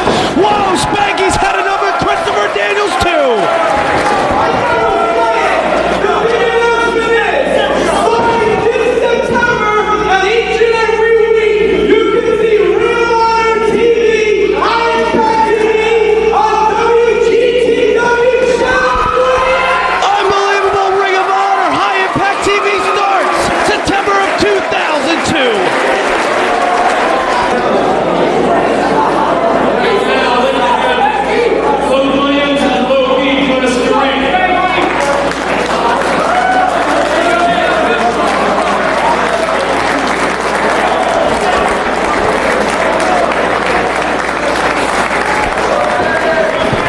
And right now, Steve, I'm back at the broadcast booth, and we are ready for the presentation of the Ring of Honor title belt. Donnie, thank God you didn't tell me about the announcement, because I probably would have told everybody that is a huge announcement. High Impact TV starts in September. Absolutely, we're all looking forward to it just as much as we are looking forward to the unveiling of the title belt right now. Have you seen the belt yet? I can't say. I have to go to look. We participate next month. We're going to fail now. Hold on, get your bad ass off this mic. We're not having an unveiling, I'll tell you why. We all know that the fallen angel is going to win next month. So I'm going to come and grab all the middlemen and do the belt right now. Daniels is going for the belt already. What is he trying to steal the belt? Can this man piss off anybody else? Oh, Loki just hit Spanky. Spanky just hit Williams. Oh, Loki's got a piece of Daniels. He's got Daniels in the corner. Leaving with the belt, Steve. Finnegan's got the belt.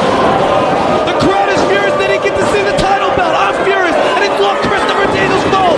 Christopher Daniels now screwed the fans of seeing the $3,199 championship belt that they were in by trying to grab it. Loki goes for a kick. Daniels goes up. Wait, is he choking him? He's choking him out. He's choking him out. Loki has snapped. Somebody get him off. After all the things Daniels has done to Loki on the first 3 Ring of Honor shows, now he's trying to grab the championship belt. Loki has snapped on him. Christopher Daniels is tapping. Simply Luscious is begging for Loki to quit. Loki is unstoppable. Somebody stop this man. Grab the people from the back. Christopher Daniels is being choked out. Christopher Daniels can't breathe. Loki's not letting go, Steve. They cannot get Loki off. Rudy Boy out from the back. Biohazard, Marcos, and Don Xavier. They cannot get Loki off with Chris Daniels. Hey, everybody wants to see Christopher Daniels get beat up, but Loki's going to kill him. Christopher Daniels could literally die if Loki doesn't release his hold. Like the crowd is stunned. Somebody get Loki off of Christopher Daniels. Loki's running, buddies. The Hit Squad are in the ring right now. Even they can't get Loki off. There's no talking to this man. You got to get him off. There's no way that Loki cannot go to July 27th in jail for murder. Chris Daniels is going to die if he's in this thing for too much longer. You see Monster Mac telling Loki, let go, let go. Mafia, I'm sorry, I'm shocked at what's happened here. Christopher Daniels cannot breathe. Loki's got, look, Christopher Daniels is turning blue. The crowd is stunned. The crowd is stunned, Donnie B. They're stunned. The crowd is stunned. All the boys from the back are stunned. Simply Luscious is almost in tears looking at this. Oh my goodness, Christopher Daniels is in big trouble. They should call 911 right now. Look, this has to end, Steve. Loki's got to let him go.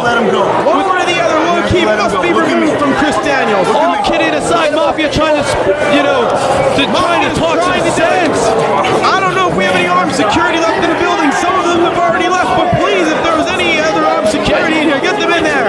Rudy Boy, please do something. They're trying to roll him out of the ring. He still has to let go. Christopher Daniels is turning blue.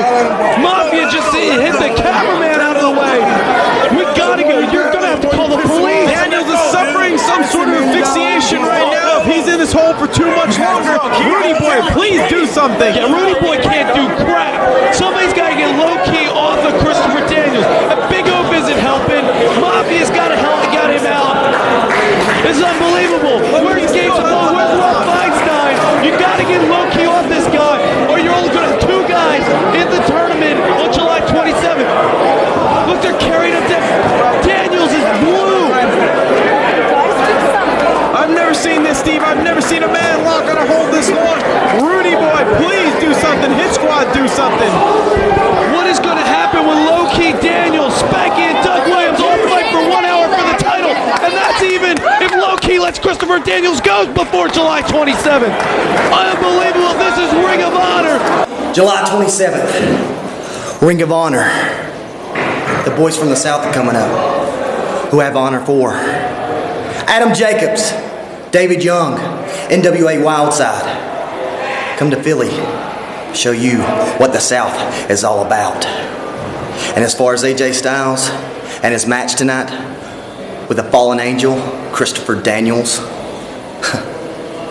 as far as I'm concerned, I'm a professional. That's why I didn't shake your hand. And I'll give you a reason not to shake anyone else's. Because the next time I see you in that squared circle, I'll break yours.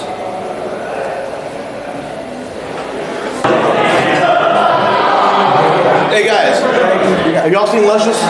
No, we haven't seen it all day. What's wrong? I can't find her anywhere.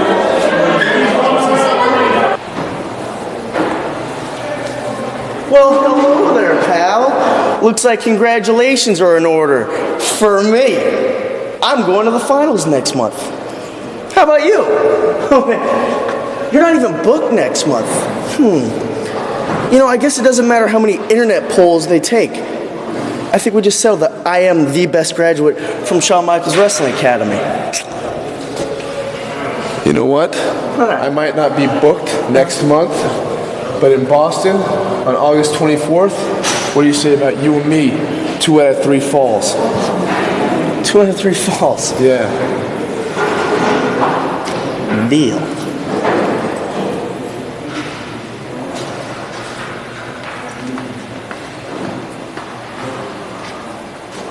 They might have put us through a table, those goddamn sinners. Fuck them. July 27th. The return, we're gonna take those bitches out. Right back in Philly, brother. It's the bunkhouse match. That's right, No bunkhouse rules. brawl. Honor No my rules. fucking ass, brother. We're gonna see. They'll see what it's like to get their ass kicked honorably. Damn That's what it's straight. about. Take both of them bitches out. They want some blood, they want ain't some nothing. tables. Homicide, Fuck that shit. boogaloo. What's this? This is what you bitches are gonna get.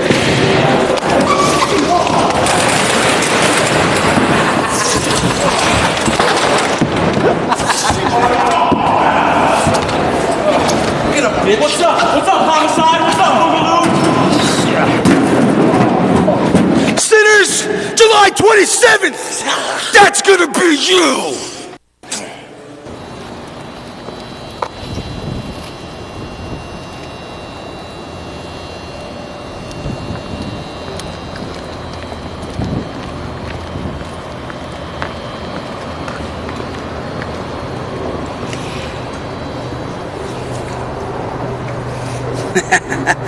Thanks, Rudy boy.